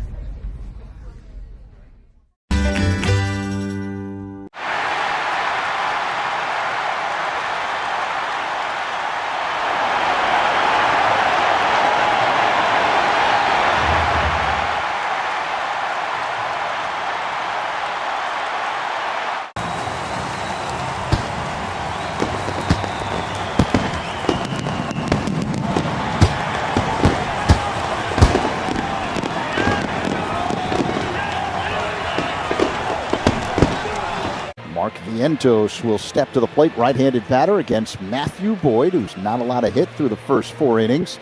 Cubs broke out for 5 runs in the third. Ian Happ, the big hit, a 2-run double. Matt Shaw's solo shot in the fourth. Boyd delivers, and Vientos looks at a slider off the outside for ball one.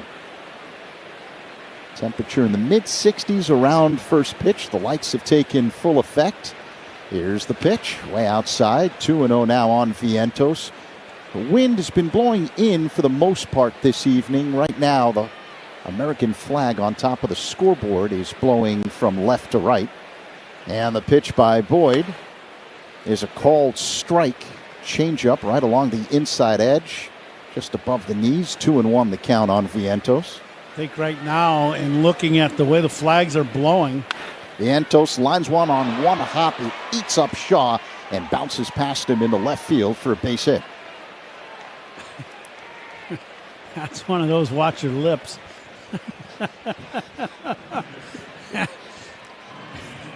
That was a line drive rocket just off to his glove hand side. And, you know, I used to always laugh when the Little League coaches would say, get in front of that ball. Yeah, you get out here and get in front of that one. See how you like it. It pluck that ball right out of your chest. Yeah, that's a base knock.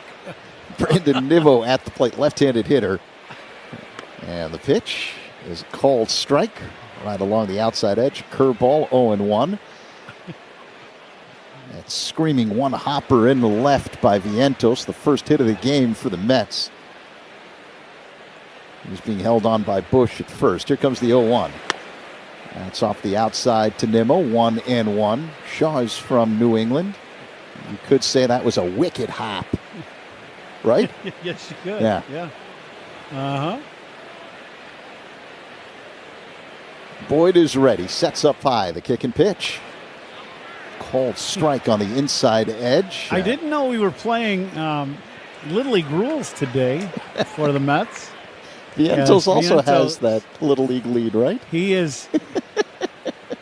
He does not have to move his right foot, folks, and he can just reach his toe out and touch the bag. That's his leadoff. Michael Bush is holding him on, and he's got a bigger lead. Oh, he's getting adventurous now. He's off a foot, maybe a foot and a half. A long set by Boyd, and the 1-2. That's low. Funny. 2-2. Now, how much of that is because Matthew Boyd has the most pickoffs in baseball? That's what it's all about. Absolutely. And they made a decision in the Mets dugout for the guys that aren't good at reading the move at all, like that just can't wait till the ball goes towards home plate. You just stand on the bag. Yeah. Nimmo swings and misses at a high changeup. Strike three. One away as Nimmo is retired. The first out is sponsored by Xfinity, your home field advantage, brought to you by Xfinity, all your favorite teams, all in one place. Yeah, they are tonight. Especially for you. You got all your teams in one place. The team you rooted for as a kid and the team that's paying you. The team that's paying you, you better be rooting for. As Francisco Alvarez swings and misses at a slow-moving curveball right down the middle. 0-1 the count. Cubs with a 6-0 lead.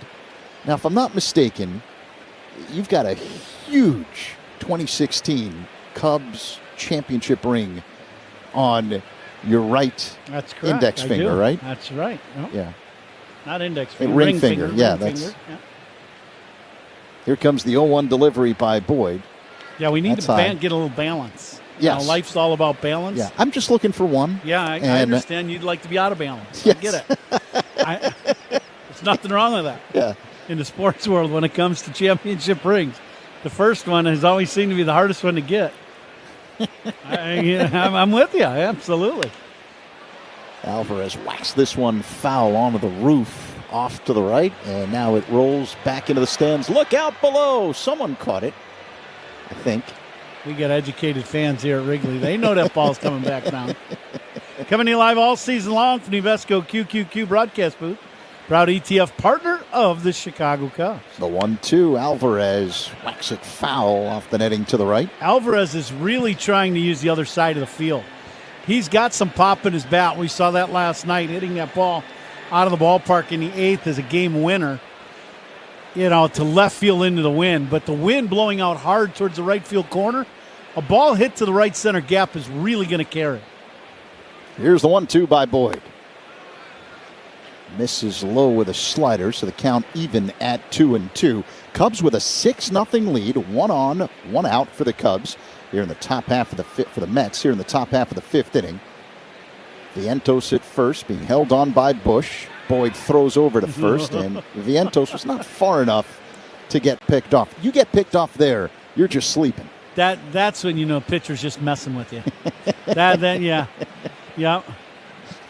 No doubt, because you could wait till Bushy caught the ball and then touch the base and you'd still be safe.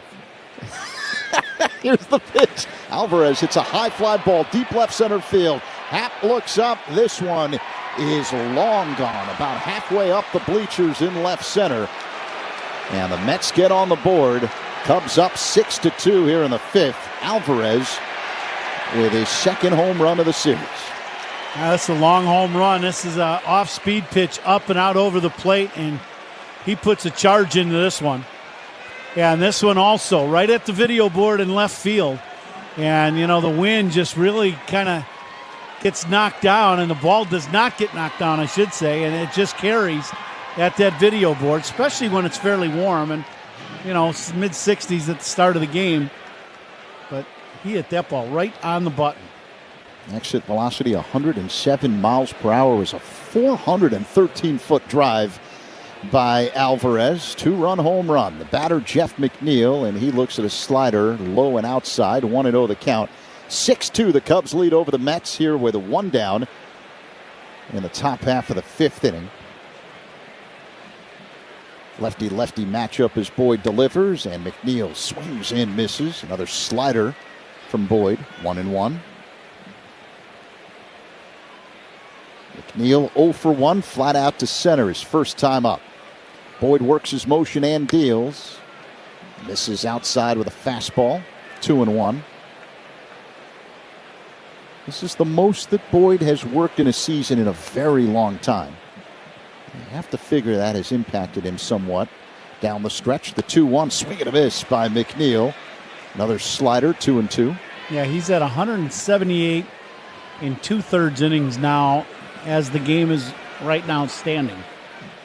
And, that's a lot of innings for anybody in the league right now, in the current state of the game. Oh, he hits McNeil. You didn't want to do that.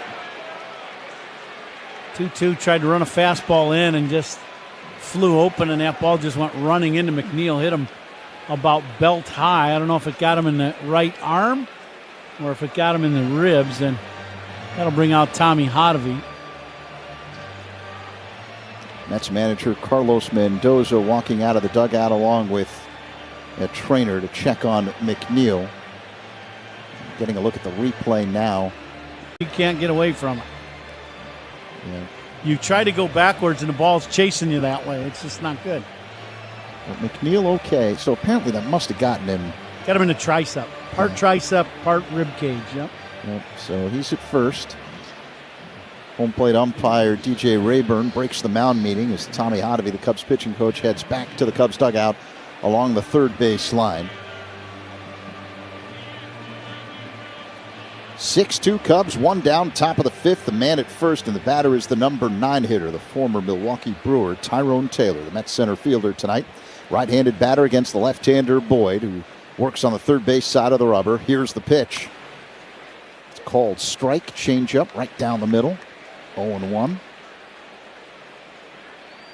We're not aware of any bullpen activity for the Cubs. Boyd has thrown 77 pitches tonight. Here's the 0-1. A bunt popped up. Back of home, foul out of play. 0-2. And I think to that point, you got to look at the ball game yesterday for both clubs. Now the Mets are in that same situation again today. Tong, a very short start. And yesterday, Horton came out after 3 innings. I think Horton only threw 29 pitches in the game yesterday. And threw 3 innings. And then with that, a little bit of a back issue, came out of the game. So the Cubs, Craig Counsell would love to get as much as he can out of Boyd today. Let him go as deep as he can in this ballgame. Throw to first. McNeil gets back standing up. 0-2 the count on the batter, Taylor. Cubs with a 6-2 lead over the Mets with just 1 away here in the top half of the 5th inning. Cubs did activate Daniel Palencia prior to tonight's ball game. He's back from the injured list. Here's the pitch. Taylor swings and taps it foul at the plate. Might have gotten a piece of Taylor's foot as he circles behind home plate, trying to regain a little feeling. I would think no matter what happens in this game today, obviously Boyd's not going to throw a complete game. With his pitch numbers at 79 now here in the fifth, you would want to get Palencia in the game. You're going to want to get him out on the mound again and at least get him an inning and hopes it's a quick inning and a short one, and he doesn't throw too many pitches, but get him back out on the mound. Jordan Wicks was sent down to the Arizona complex that the Cubs have to make room for Palencia. 0-2 the count on Taylor. McNeil's at first, one down, top 5, 6-2 Cubs. Boyd delivers. Taylor swings and fouls it away out of play off to the right. So they'll do it again. Yeah, you make an excellent point with Palencia. We haven't seen him since that Sunday afternoon against Washington. And he blew the save in the 9th inning and injured the shoulder. Here comes the 0-2 delivery. A looper caught right at the shoe tops by Dansby Swanson at short for out number 2. This one hit right at Dansby. Taylor, good swing. That doesn't have a lot of pop in his bat. He's only got 2 home runs and 300 at bats. A line drive right at Dansby. He eats that ball up. So 2 down, and the batter is Francisco Lindor. Switch hitter batting for the right side against left-hander Boyd with McNeil at first. The pitch called strike, fastball on the outside edge. As Boyd was getting ready to deliver, McNeil probably had one of the biggest leads any Met runner has had tonight. I pointed over there. With the leadoff guy up, it would not surprise me if McNeil tries to take off. You get to second, you're in scoring position with Lindor. If you're thrown out, Lindor leads off the next inning. Cubs 6, Mets 2, 2 away. Bush holding on McNeil at first. Boyd along set. Now the pitch. Lindor hits a high fly ball to right. Playable for Suzuki, who backs up short of the track. He's there. Makes the catch for out number 3. McNeil stranded at first. But the Mets get on the board thanks to the 2-run shot by Alvarez. 6-2 Cubs, middle 5 on the score in the Southwest Airlines Cubs Radio Network. Take the Cubs with you in the Chicagoland area on the free Odyssey app. We are the Southwest Airlines Cubs Radio Network. Sometimes your calling doesn't shout. It hums. Like a lullaby floating through a warm night in San Pedro. Before he could walk, El Niño had already taken his first step toward greatness. For Fernando Tatis Jr., baseball wasn't just in the house because Papa was a pro pelotero. It hung over his cradle like a promise. Desde la cuna, El Niño ya tenía swing.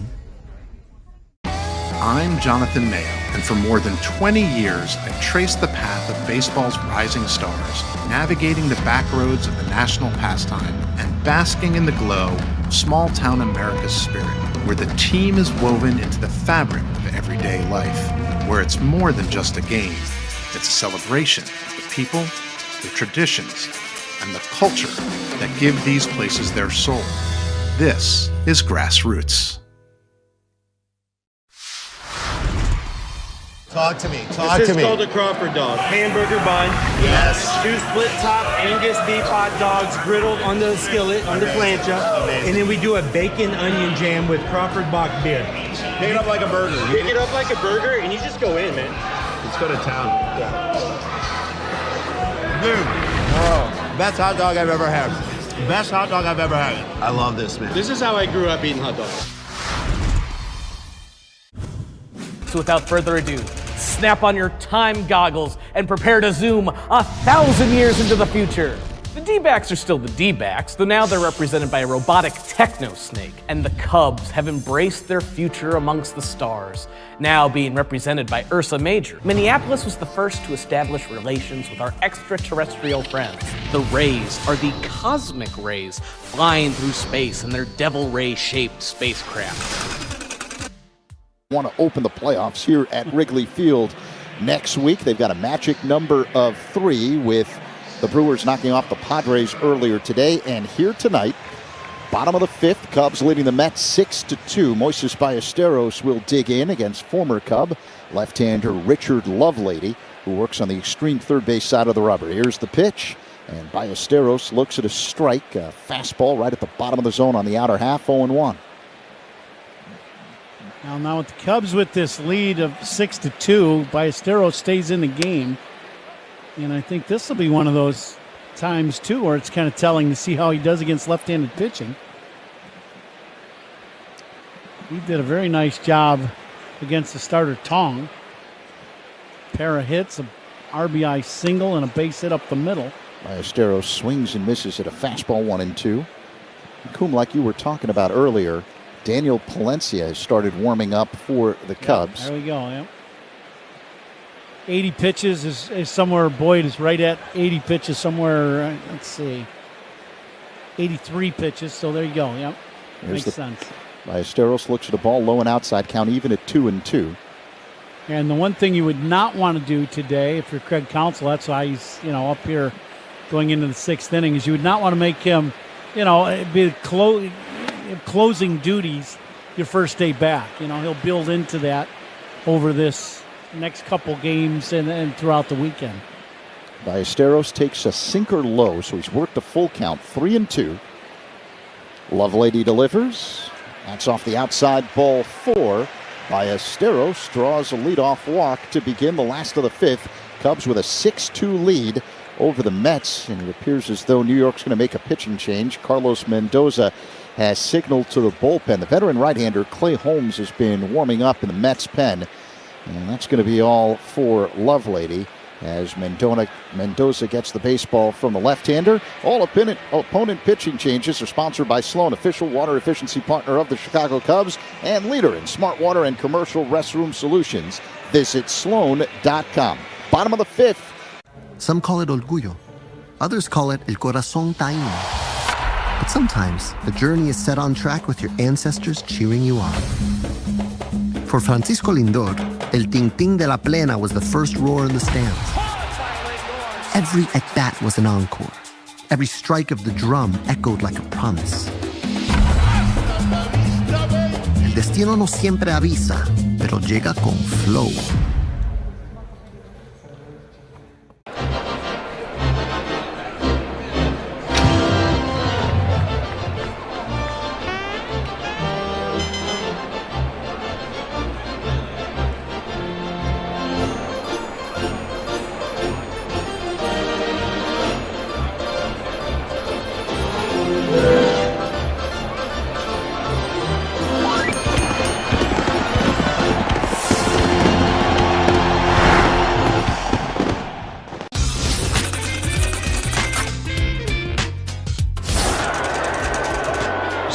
Still wants somebody. There's Randy Johnson, the big unit.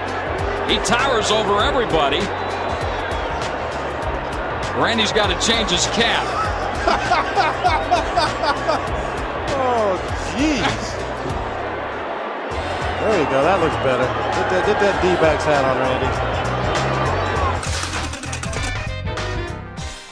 Randy. Trying to get into the playoffs. He can't worry about tomorrow. He's got to worry about today. Yeah, well, you look, Holmes just under 160 innings on the year.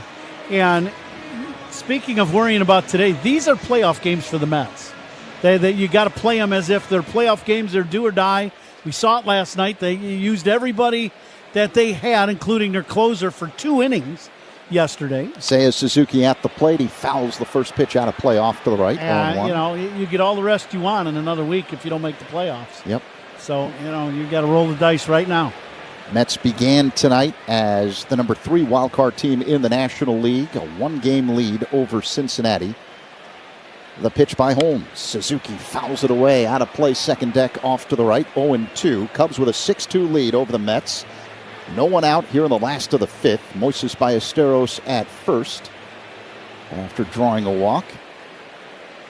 Suzuki 1 for 2 with an RBI double. Powerful right-handed batter. Holmes delivers. Suzuki bounces 1 to third. Charging Vientos, fielding, running throw to first. In time to get Suzuki. One away, advancing to second on the play by Esteros.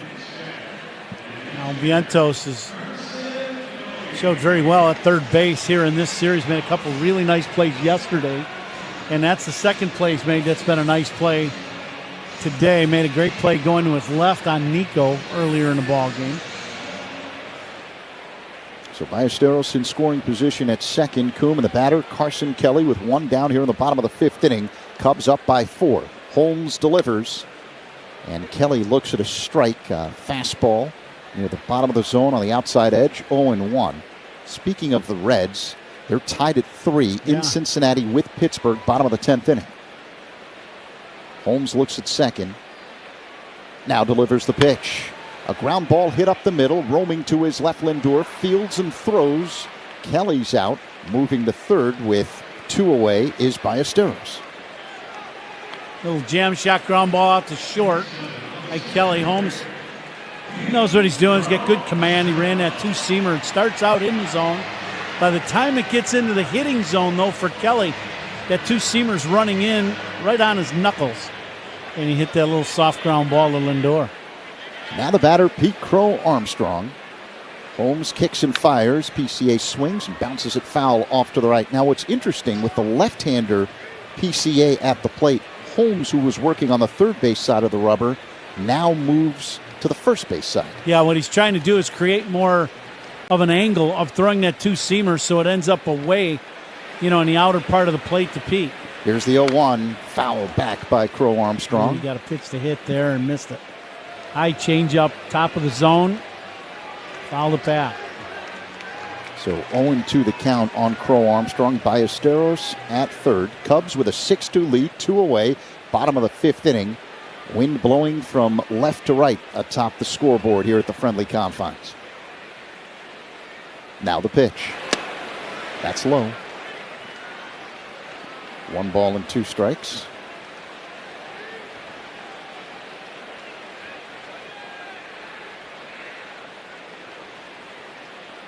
Big hole in right center for PCA.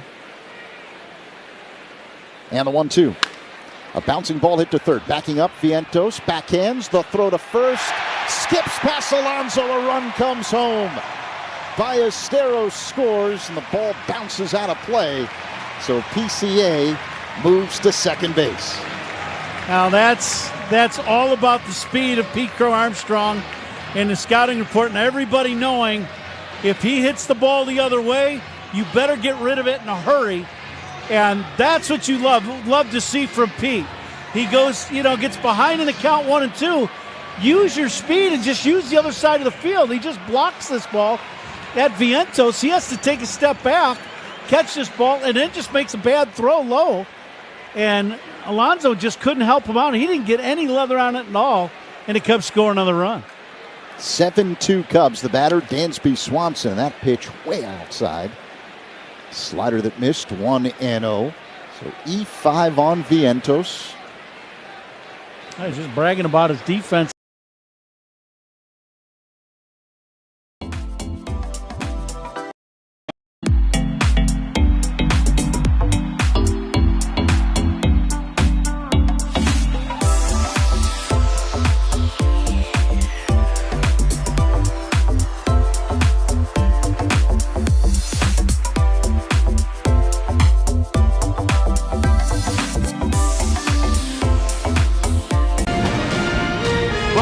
It is Wednesday Night Baseball here on ESPN, and tonight from historic Wrigley Field, the New York Mets, where every game is a must-win against a Chicago Cub team that is already in the postseason, but hoping to play the wild card series here at the friendly confines. 66 degrees. There is a fall-like feel to feels like a Wednesday night. Chicago tonight. The wind is blowing. We take a look at the wild card standings. The Padres lose today, so we will get you an update on that and get you some updates on the other games that are relevant to this one, including the Cincinnati Reds, who are in action. Arizona has snuck into the picture as well. As we welcome you inside our booth here. On this Wednesday night, it feels like a playoff game, certainly for the desperate New York Mets. That, of course, Eduardo Perez, David Cohn. I'm Carl Ravitch, and Buster Olney in just a little bit. Had the similar feeling last night. What a game. Cubs at home jump out to a huge lead, and all of a sudden, the New York Mets backs to the wall. Holmes is late. By that point, no chance. No chance. Swanson, who swings. As Swanson swings and misses at a fastball, 2-1. His speed has affected this inning. 2 runs on just his speed alone, putting pressure on the opposing defense. You don't see that every day from anybody in the big leagues. Now the 2-1. Swanson pulls it on the ground, foul off to the left, 2-2. And the other thing about that, great hustle by Pete right away from second. If you jog or just kind of give it the 3/4 run towards third, you don't score. But he's running right away, and he is flying going in home. The 2-2 delivery, a ground ball up the middle, backhanded by McNeil, across the body throw in time to get Swanson for out number 3. But thanks to Pete Crow Armstrong's speed, the Cubs score 2 more runs here in the 5th. It is now 8-2. The Cub lead over the Mets. 6th inning on the Score and the Southwest Airlines Cubs Radio Network. Cubs Talk with Spiegel and Holmes on your ride home. Afternoons 2 to 6 on the Score. Future You is using their rapid rewards for their next vacation. All thanks to present you signing up with Southwest Airlines, where you earn points every time you fly. Because what's the point of points that future you can't use? And since your Rapid Rewards points don't expire, you can save up for that big trip. Get ready to reward future you with a future flight. Sign up for Rapid Rewards today and redeem your points on any seat, any day, anytime. Only at Southwest. All Rapid Rewards rules and regulations apply and can be found at southwest.com/RR terms. Invesco QQQ is the proud ETF partner of the Chicago Cubs and of accessing the future of innovation. Curious what that means? Well, since March 1999, Invesco QQQ has given investors a way to tap into the NASDAQ 100 in a single ETF. We're talking world-changing breakthroughs that we can't live without today. Gene therapy, telemedicine, AI, EVs, and more. Still curious? Tomorrow's innovation awaits. Let's rethink possibility. Invesco QQQ. There are risks when investing in ETFs, including possible loss of money. ETFs' risks are similar to those of stocks. Investments in the tech sector are subject to greater risk and more volatility than more diversified investments. The NASDAQ 100 Index comprises the 100 largest non-financial companies on the NASDAQ. You can't invest directly into an index. Before investing, consider the fund's investment objectives, risks, charges, and expenses. Visit Invesco.com for a prospectus containing this information. Read it carefully before investing. Invesco is not affiliated with the Chicago Cubs. Invesco Distributors, Inc. Surround yourself in color with Regal Select from Benjamin Moore. Rich, durable, and effortlessly beautiful. Find yours at your locally owned retailer. Visit BenjaminMoore.com today. 8-2 Cubs over the Mets as we get set for the top of the 6th inning. Let's pause 10 seconds for stations to identify themselves on the Score and the Southwest Airlines Cubs Radio Network. Cubs Talk on Rahimi, Harris, and Grody, 10 a.m. to 2 on the Score and the Southwest Airlines Cubs Radio Network, WSCR Chicago, WBMX HD2 Chicago, and Odyssey Sports Station. Getting set for the top of the 6th here at Wrigley Field. The Cubs with an 8-2 lead over the Mets. Pat? Matthew Boyd has gone the distance. He's allowed only 3 hits in the game. Facing Juan Soto here to start the 6th inning. First pitch in there for a strike. When you lead by 6 and you get to this stage of the game, Ron, you want to throw a lot of strikes. Yeah, absolutely. Now the 0-1. Soto pulls one sharply on the ground, foul past first. Boyd pitching in the 6th inning in the mid-80s with his pitches now. So I would assume this will probably be his last inning, but Craig Counsell wants to get as much out of him as he can with the short start.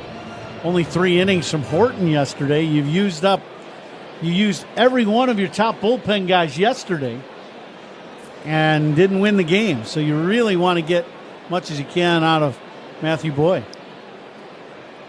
Here's the little check swing pop fly. It's going to be caught by Bush at first. An excuse me swing by Juan Soto. Soto is 0 for 3 tonight and now 1 for 7 in the first 2 games of the series. Craig Counsell will head to the mound. This might be the end of the night for Matthew Boyd. He pitched another good game. Excellent game, in fact. He is in line to win his 14th game of the year, and he will get an ovation. And here it comes.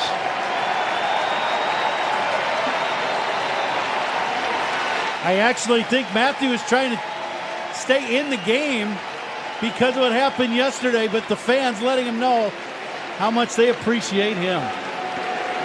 Pitching changes by the Cubs, sponsored by James Products. Siding with the Cubs.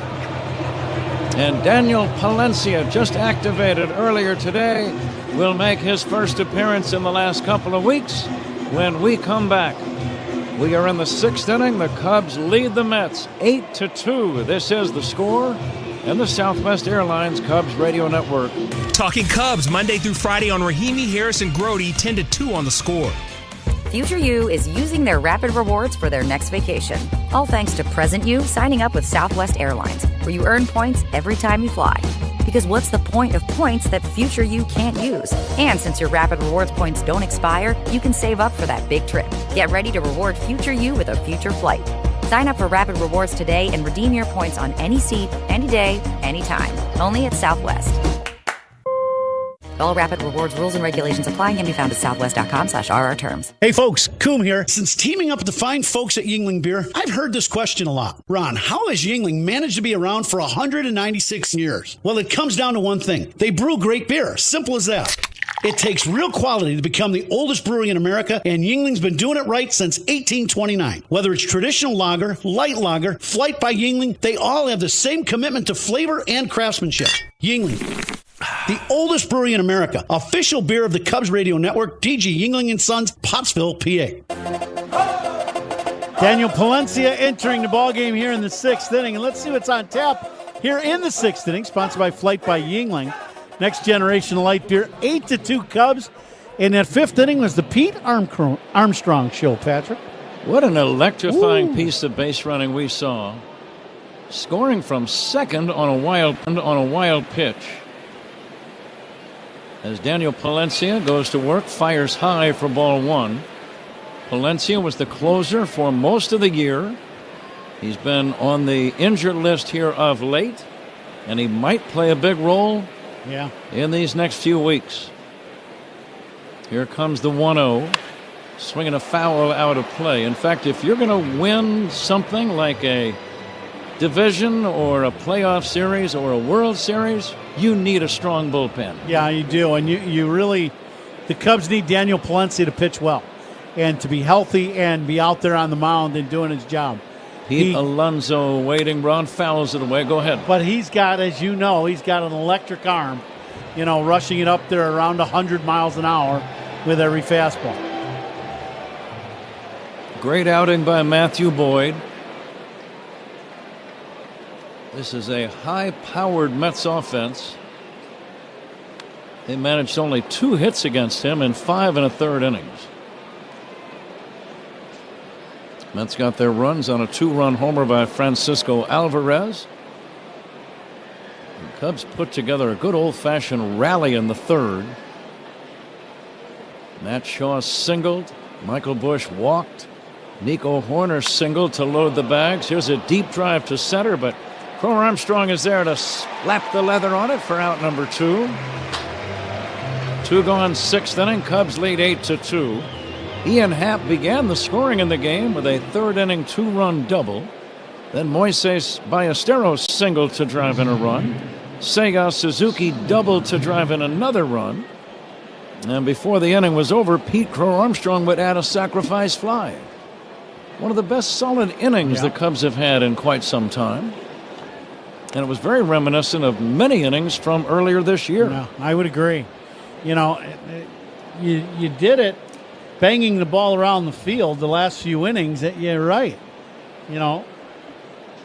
Cubs got 1 home run, but it was a solo shot by Shaw. Marte pulls one deep and foul to left. You just like the quality at bats. Nico's had a bunch of them today. Bushy's had a bunch today. Happ's had a good one. Ballesteros. How about Ballesteros hitting cleanup? He's got 2 hits, an RBI, a walk, and scored 2 runs. He was in Iowa just seems like 5 minutes ago. Swing and a miss, 1-2. And Ron, at this point of the year, not only do you need a good bullpen, you need to score some runs. So if you've got a hot bat like Ballesteros, I'd say he's going to see some playing time here. Absolutely. And why not? The 1-2 is low and outside for a ball, 2-2. you expect lower scoring games in postseason play. For one thing, the Midwestern towns play in cooler weather, which almost always means fewer offensive runs. Swing and a miss, strike three, and that's out number three. Valencia strikes out Marte. We go to the bottom of the sixth inning. Cubs 8, Mets 2. This is the score on the Southwest Airlines Cubs Radio Network.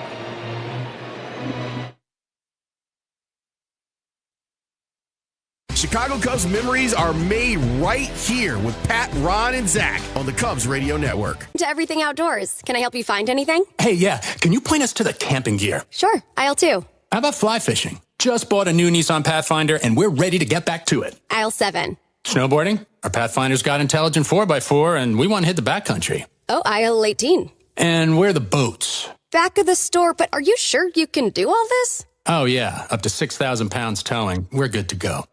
Oh, where's the scuba department?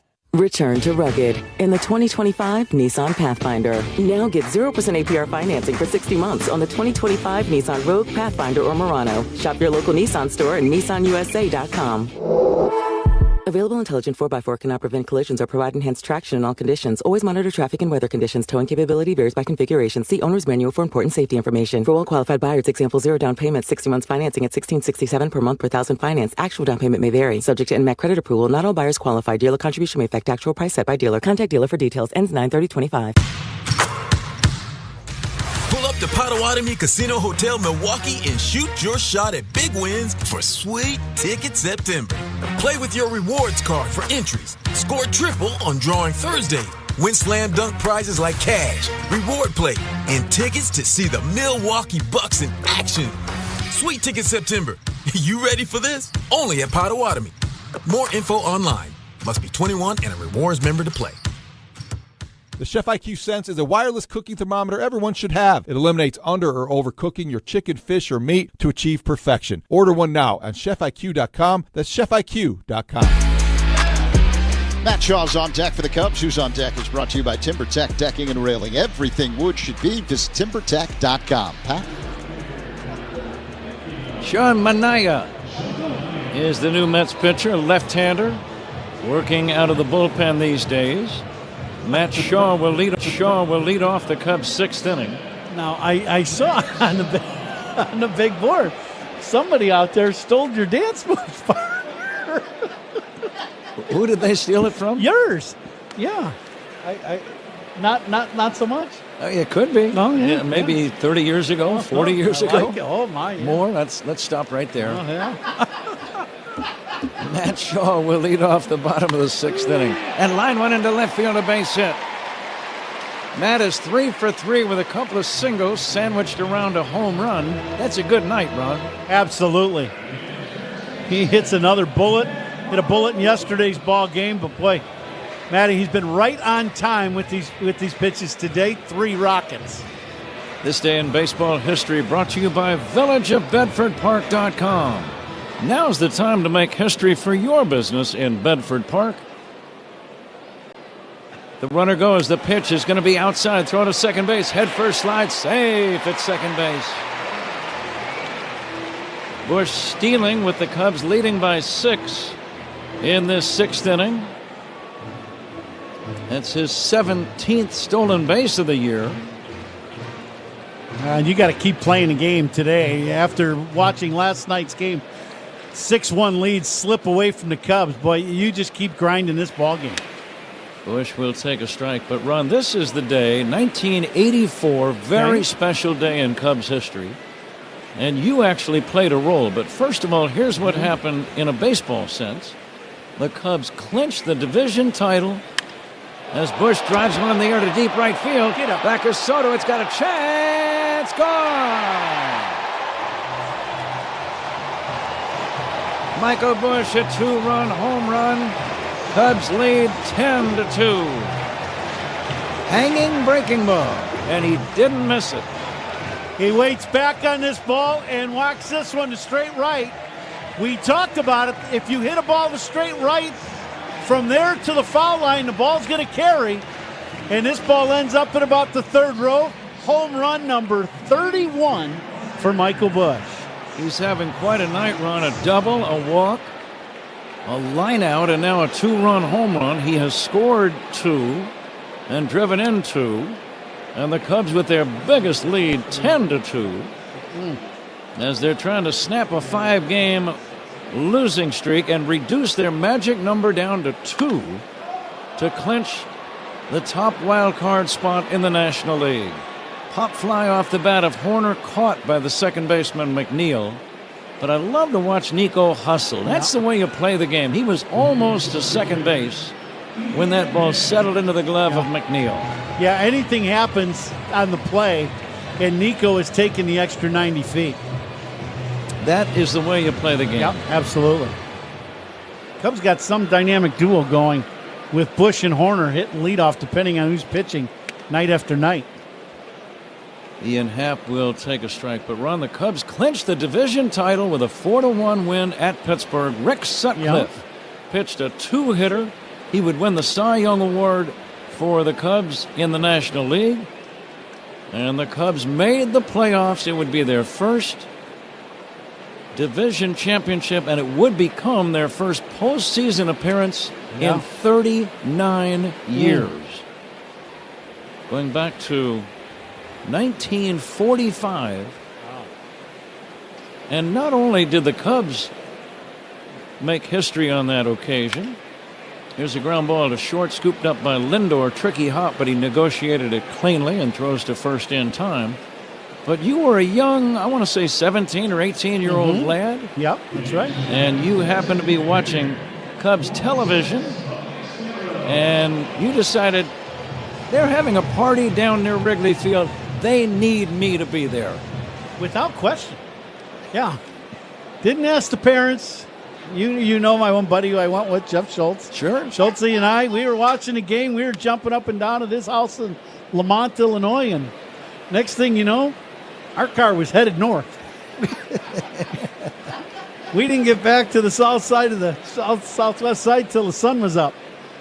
That sounds like quite an evening. Yeah, I wasn't real popular with my mom, but that's okay. Down low, 1 ball and 1 strike. But what a great night, and what an exciting time for a young baseball fan like yourself. Yeah, it was. That was some night is right. I mean, you know, because in the schools too. So what they were doing in the schools is they were bringing TVs in the room so you could watch the game. You know, like at the high school. So you know, for all the Cub fans, you know, 'cause it's been so long since a team had, you know, done anything, and so that was a great time in Cubs history. 1-2 pitch is going to be outside. But you almost can't imagine a 39-year postseason drought now. Right. We have not seen a lot of postseason games, but we've seen a few since the Cubs won the World Series. Swing and a miss. We'll continue this in a minute. Ballesteros strikes out. But the Cubs add 2 on the 31st home run by Michael Bush.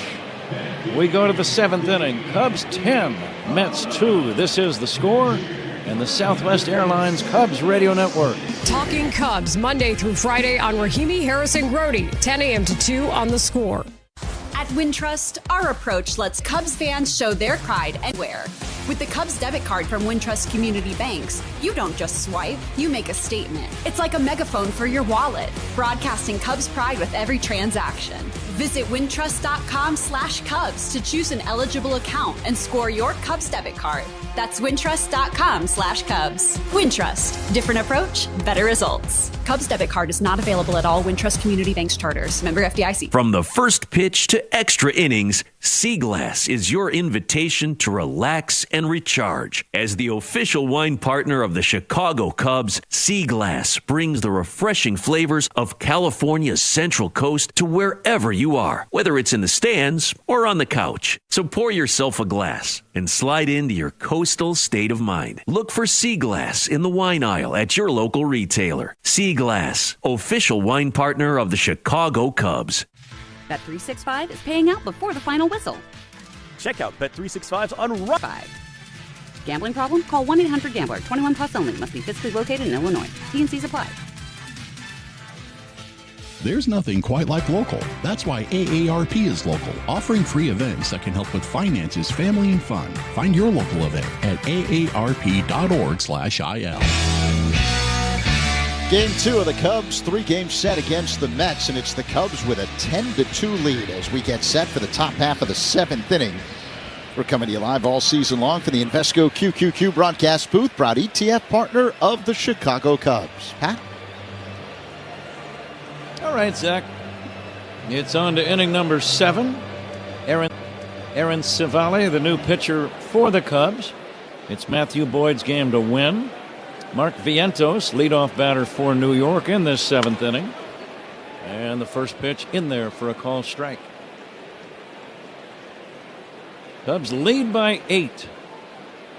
And trying to reduce their magic number down to 2 to clinch the top wild card spot and secure not only the home field advantage, but every single game in the wild card round will be played at Wrigley. It's a best of 3. If it goes 3, every game is here.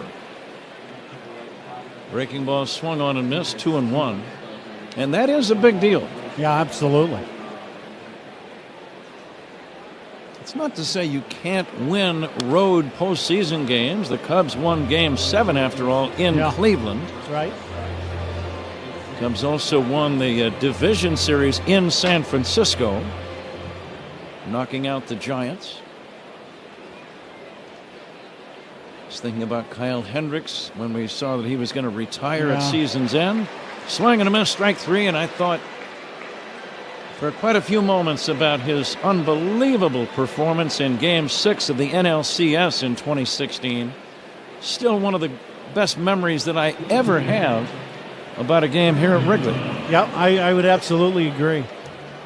You know, and you had so many of those moments, but some of them stand out even more so because, you know, they're just, you know, they're historic because it just hadn't happened for the Cubs. Zach Zabin just handed me a note. Ben Zobrist is going to sing "Take Me Out to the Ball Game" tonight. Ben, very much a part of that 2016 team, the MVP of the World Series. And he's going to sing from our booth. And Ben might even be closing in on getting in the booth. Here's a looper into right, a base hit for Brandon Nimmo. Nimmo, a 1-out single. Cubs lead 10-2.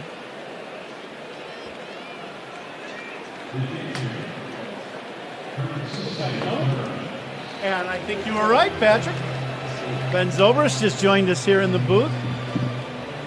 He's going to sing in a minute. We're going to try to see if we can put some headsets on Ben and see how I know you got a booming voice, though, but we need a headset for this part. There you go. Yeah. Oh wow, this is amazing. Any rehearsing you guys have now, Ben, about any rehearsing? Yeah, I was doing a little vocal prep there. No, come on. Let's be honest. I was going to say, wow, that's pretty good. That's not my forte. Vocal prep. Yeah. Wow. Here's the 1-0. We could hit. We'll stick with that zone. Civale's pitch to Francisco Alvarez is a curve for a strike. I'm doing great. Oh man, it's been a fun night, huh? Yes, it has. Yeah.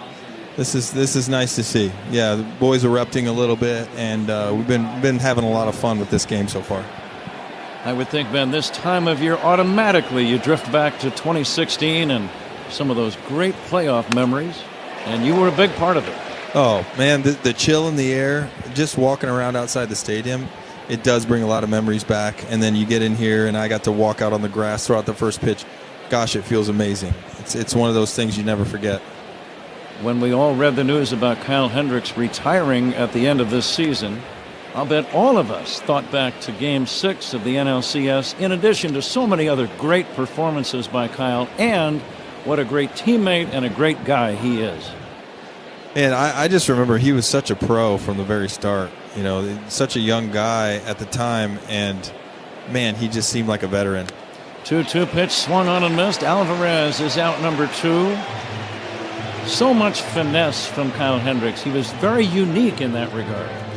Yeah, ice in his veins. I faced him one time as an opposing player, and I just remember thinking, how did I, it doesn't look like it's going to blow you away.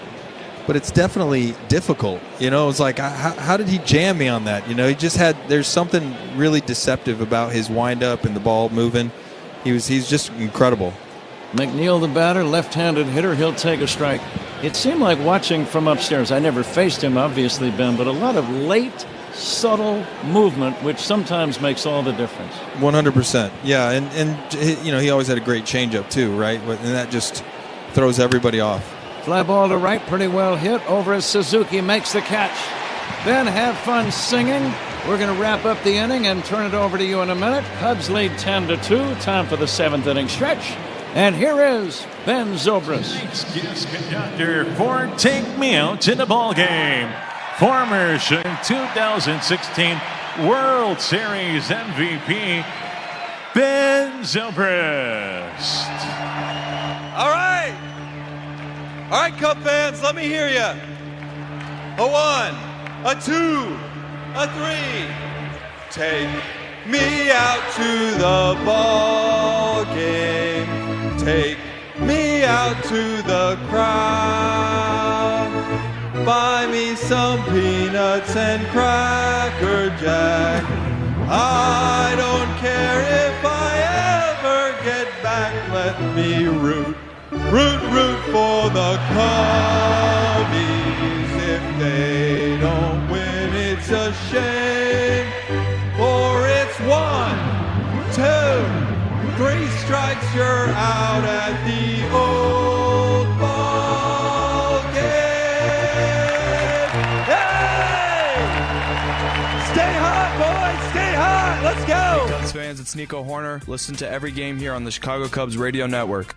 Right. And they're out of here. If the Northsiders pitchers strike out 9 players or more during a regular season home game, Tito's Handmade Vodka will donate $100 to Chicago nonprofit Anti-Cruelty. Up to $10,000 this season. Support from Tito's goes towards Anti-Cruelty's commitment to care for animals in need while building a healthy and happy community where pets and people thrive together. Cheers to the home team with Tito's, and let's hear it for the Northsiders. Distilled and bottled by Fifth Generation Inc. Austin, Texas. 40% alcohol by volume. Savor responsibly.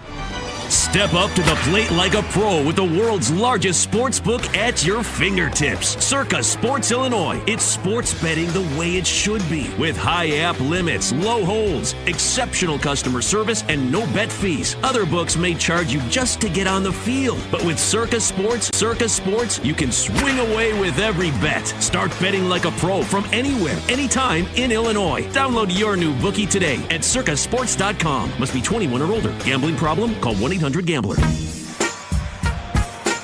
Brian Housley, a trade deadline acquisition from St. Louis by the New York Mets, and he has struggled in a Mets uniform. 20 games, no wins, 3 losses, and a rather beefy earned run average of 8.47. And not only that, Ron, he is 0 for 4 in save opportunities. Not what the Mets had in mind. No, and they really need this guy to, he's one of those relievers with, a blazing fastball. Suzuki bounces one slowly to charging Vientos at third, who makes the pickup and a running throw to first in time. 1 down. Cubs lead 10-2. Great to see Ben Zobrist. One of our all-time favorites. I think it was a very good thing that the Cubs did by bringing Zoe back, first of all, just to the organization, but then also using his abilities to communicate with some of the young players and just traveling around it. And, we've seen him in numerous cities now, in the Cubs clubhouse and talking to young guys, taking them to lunch, talking in the clubhouse. You need guys like that. They were winners. They know how to win. They know what it takes to play at a high level and play winning baseball. And for guys like Pete and Bushy and some of the young guys to have a Zobrist around to talk to about our game, invaluable. And Ben was so good in pressure situations and in pressure ball games. And I would think, and he's also very generous and he's easy to talk to. I would think he'd be a great guy for some of these young Cub ball players to talk to. Yeah, absolutely. He's, that was a great move for him to be back in the organization. That's, an outstanding thing the Cubs did. Cubs lead 10-2. Strike 3 called to Carson Kelly. 2 down here in the 7th inning. Earlier today, the San Diego Padres lost to the Milwaukee Brewers. So that reduced the Cubs' magic number down to 3 to clinch the top wild card spot. And they can get that down to 2 here in a couple of more innings if they can hang on to this sizable lead. Pete Crow Armstrong at the plate. Swing and a miss. Pete electrified the crowd by scoring from second on a wild pitch back in the 5th inning.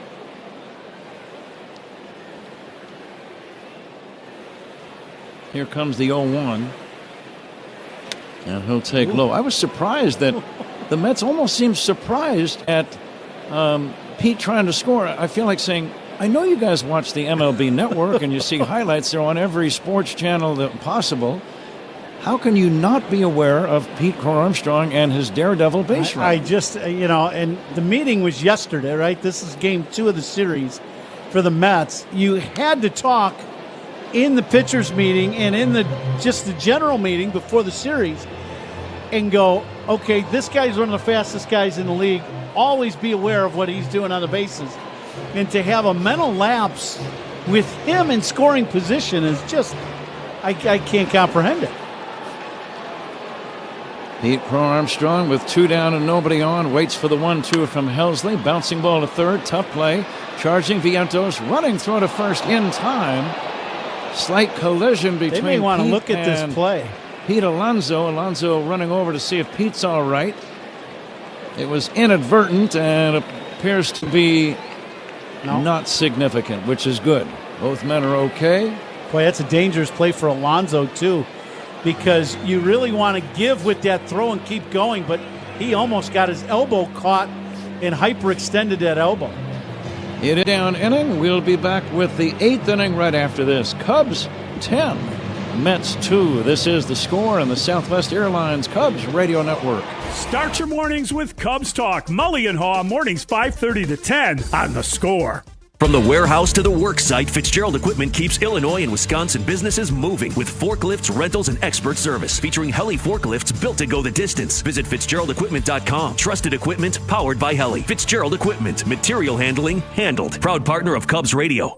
It started with one car 70 years ago when the first Volvo car arrived in the U.S. Since, Volvo has helped redefine safety.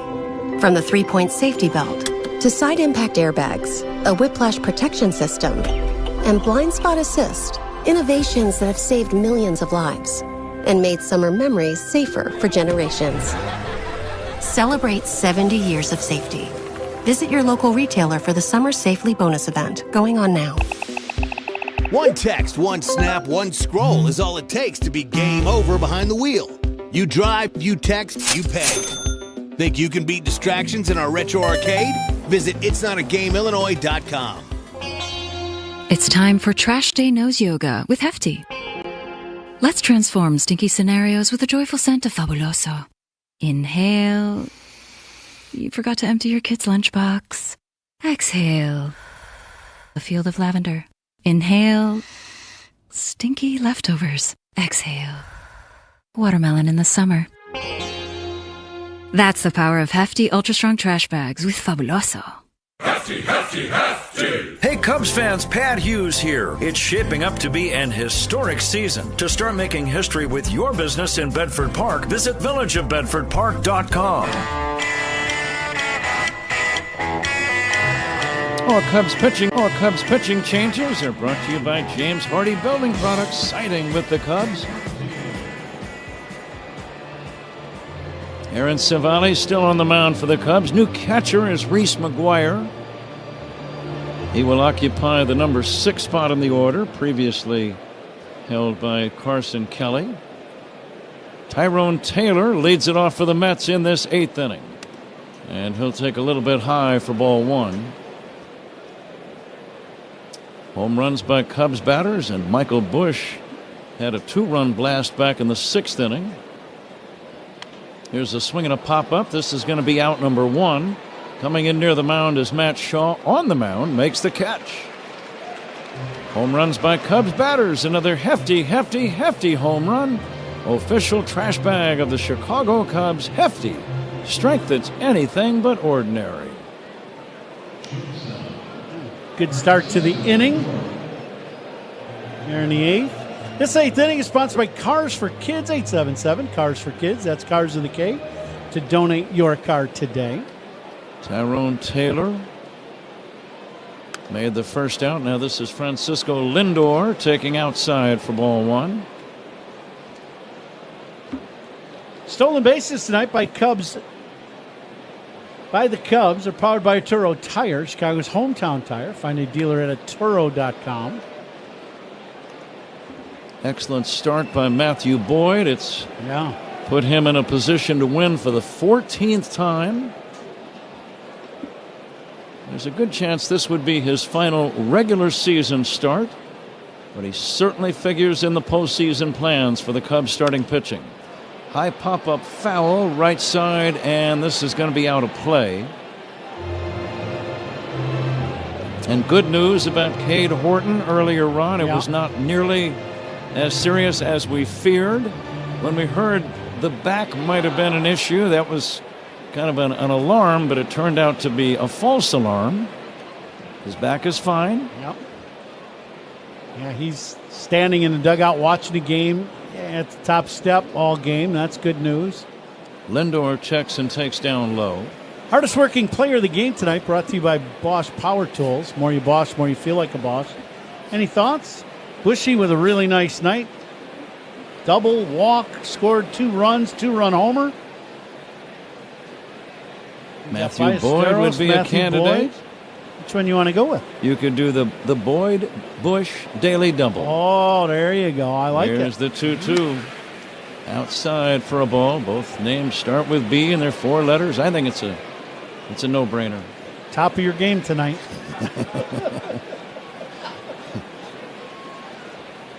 And the 3-2, swinging a high fly ball to shallow right.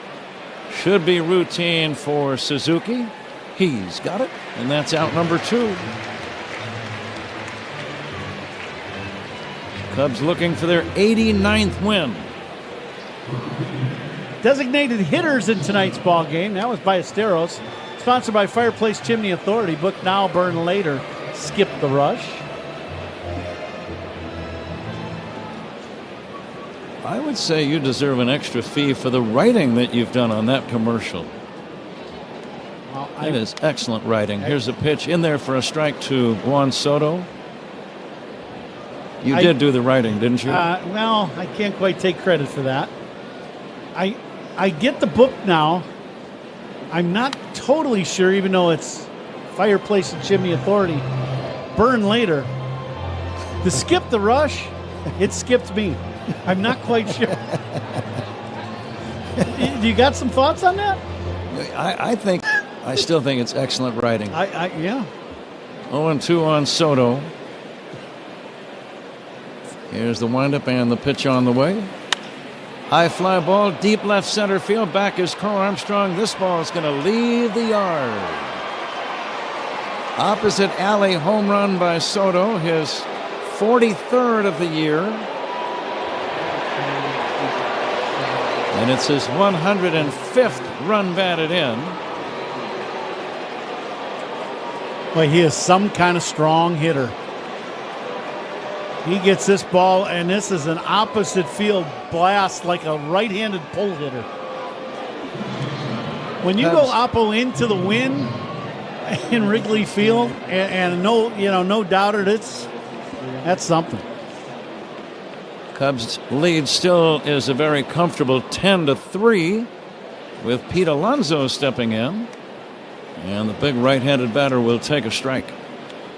7th inning stretch tonight, sung by Ben Zobrist. It's sponsored by the new Volvo XC90, designed for life. He had some nice flair, too, to the singing. He did a little rehearsing, He was ready. I believe. He was ready. It's getting to be playoff time. Everybody's feeling a little Yeah, he always frisky. came up big in October. I know that. He did.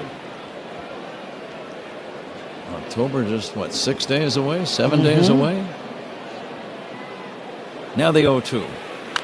Bounce toward third and foul. How did we do in the Benny's Beverage Depot attendance game? The actual figure, first of all, 35,060. We were all in the same neighborhood, but it was Paul Zarang, our great engineer. And you can hear Paul applauding for himself in the background. Here's the 0-2 to Alonso. It's outside for a ball. I never thought you could give yourself a standing ovation.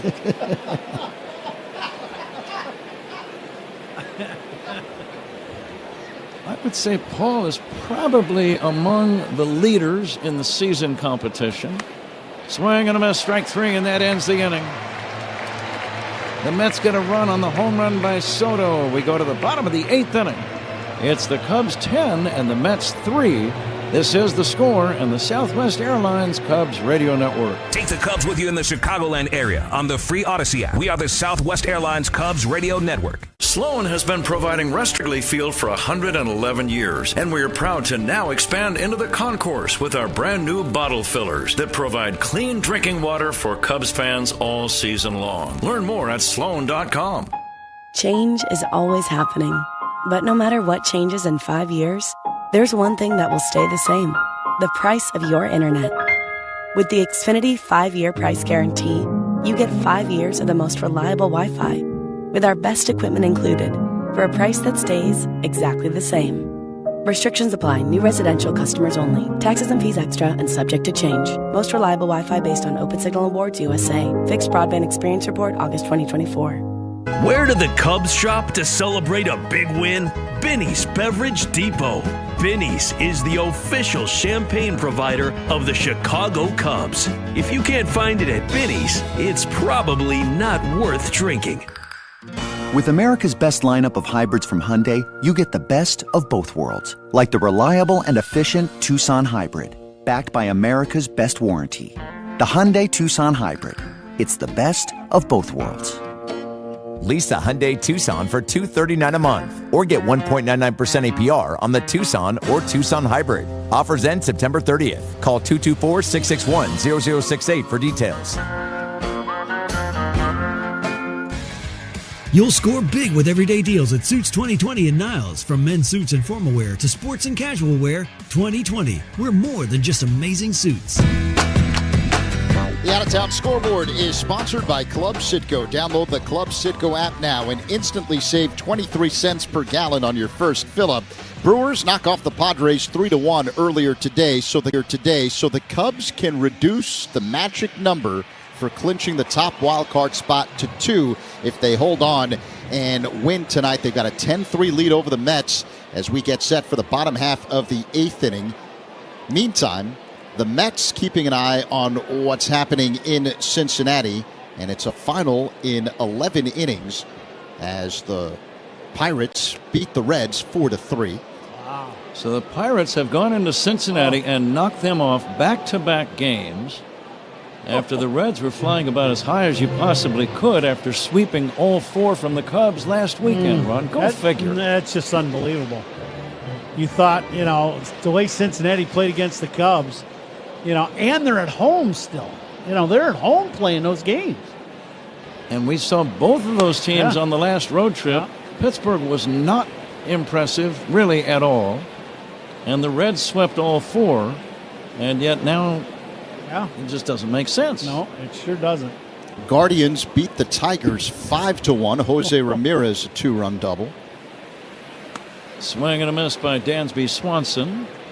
And the count 1-2. Dansby drove in a run with a ground out back in the 5th inning. He is 0 for 3. Catch of the game tonight. That's sponsored by Catch Des Moines. Discover the weekend getaway in Des Moines where only the S's are silent. Find all the fun at CatchDesMoines.com. There's a base hit to center for Dansby. He gets his first hit in the series. Sharp single with 2 down here in this. Let me correct that. A sharp single to lead off this bottom of the 8th inning. Got a little inside fastball and inside outs. This ball is down and in. He smokes this ball back through the middle. Swanson at first. Here's Matt Shaw. Shaw having one of the biggest nights of his young big league career. 3 for 3 with a home run and 3 runs scored in the number 9 spot in the order. That's big night. Tough plays of the game. I'm trying to think. I know there was a good defensive play. There's a breaking ball in there for a strike. Michael Bush had one hit at him very hard at first. Shaw's made a nice play or two at Shaw third. has, yep, absolutely. Well, just so those two guys qualify for the tough play of the game. Tough play of the game, sponsored by Loyola Medicine. Loyola Medicine defines tough, and they have been a great sponsor for many, many years on Cubs Radio. Thank you to Loyola Medicine. 2 balls and a strike on Shaw. Meat of the order tonight.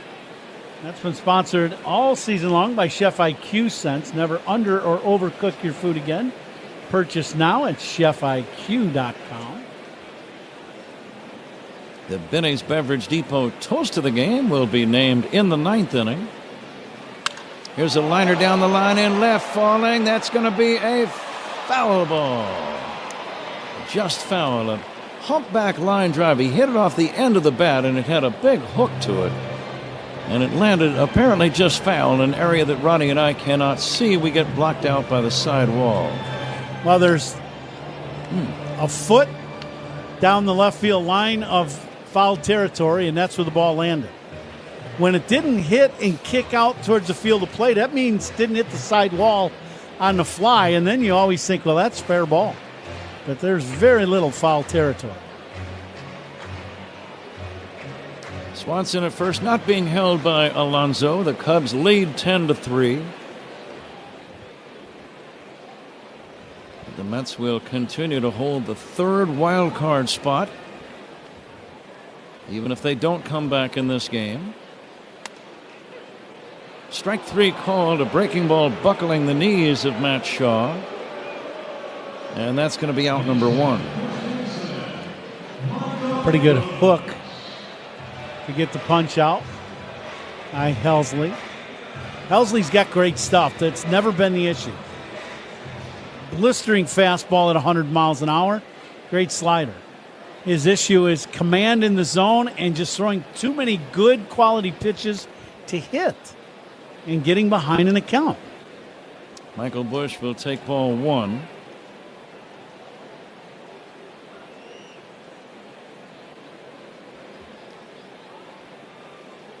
Here's the stretch by the big right-hander. Helsley's pitch popped up.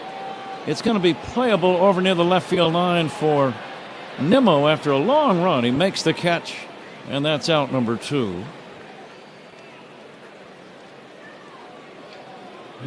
Cubs lead by 7, 2 down, 8th inning. And here's Nico Horner. Let's see if Nico can get him another hit tonight. He's 1 for 3 in the ball game. Hit a bullet to third. Vientos made a very nice play on him. But he's walked and singled and scored a run. There is a strike. Looking at the standings, Ron, Arizona, at this moment, just a game behind the Mets for that 3rd wild card spot. Now, Arizona goes to San Diego to play the Padres, so real incentive for Arizona to play well in that series and give San Diego all they can handle. Absolutely.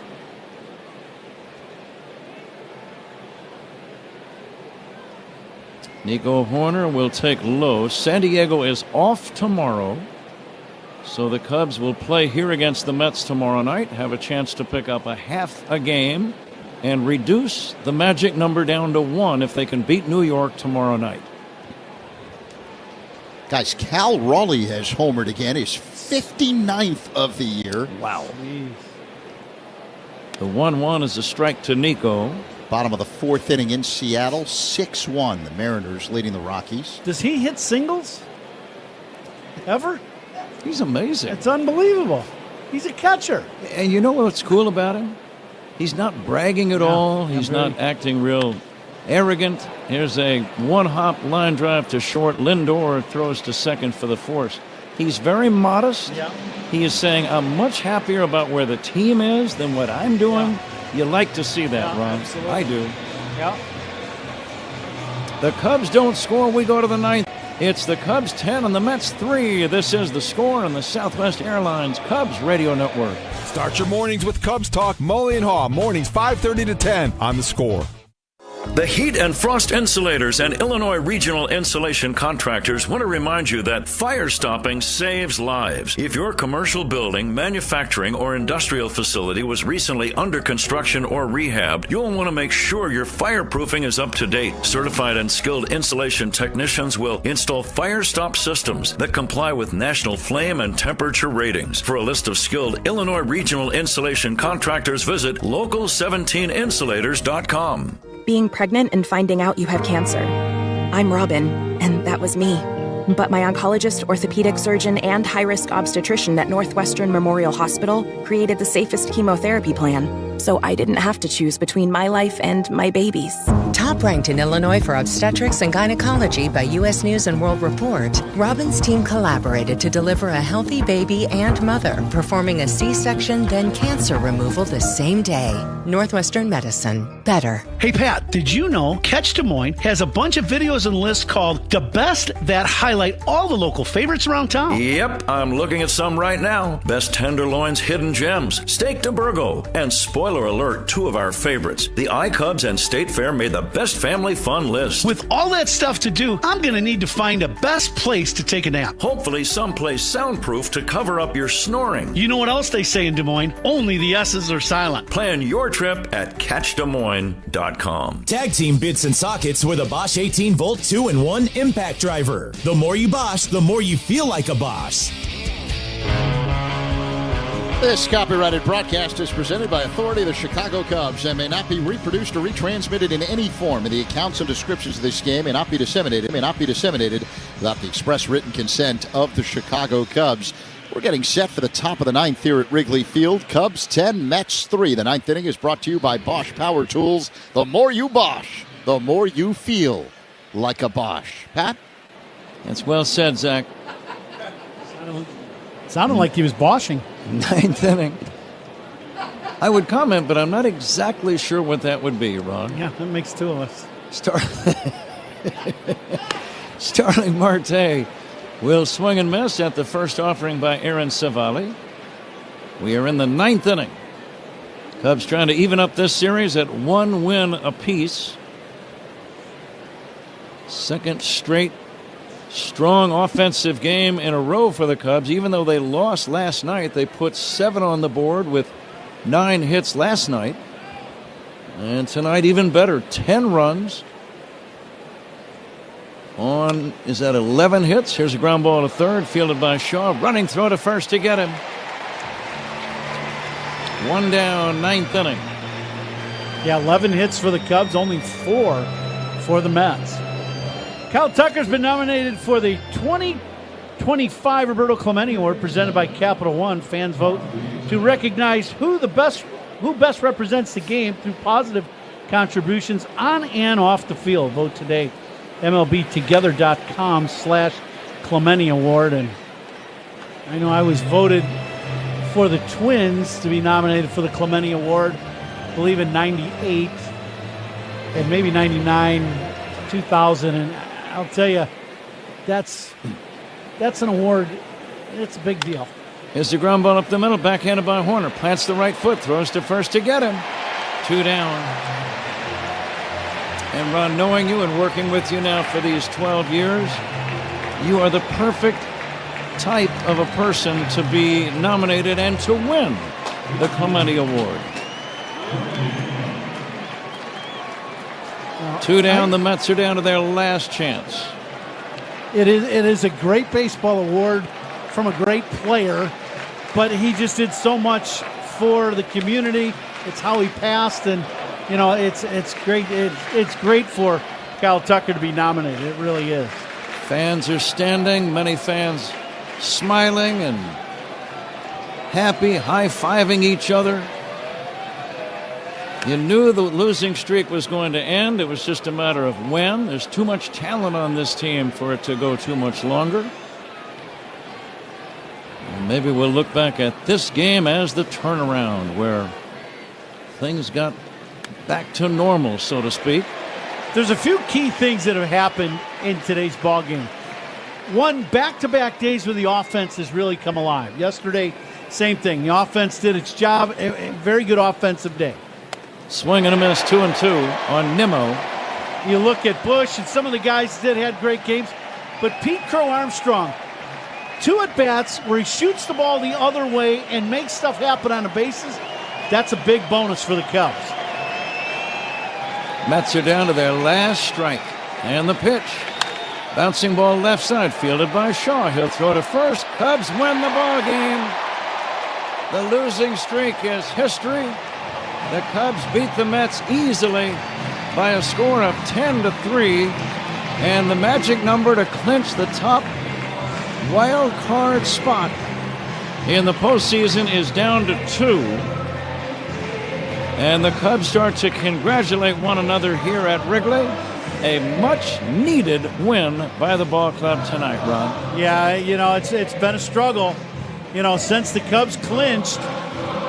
To go to the playoffs has just been a struggle. Cincinnati was a struggle. Last night was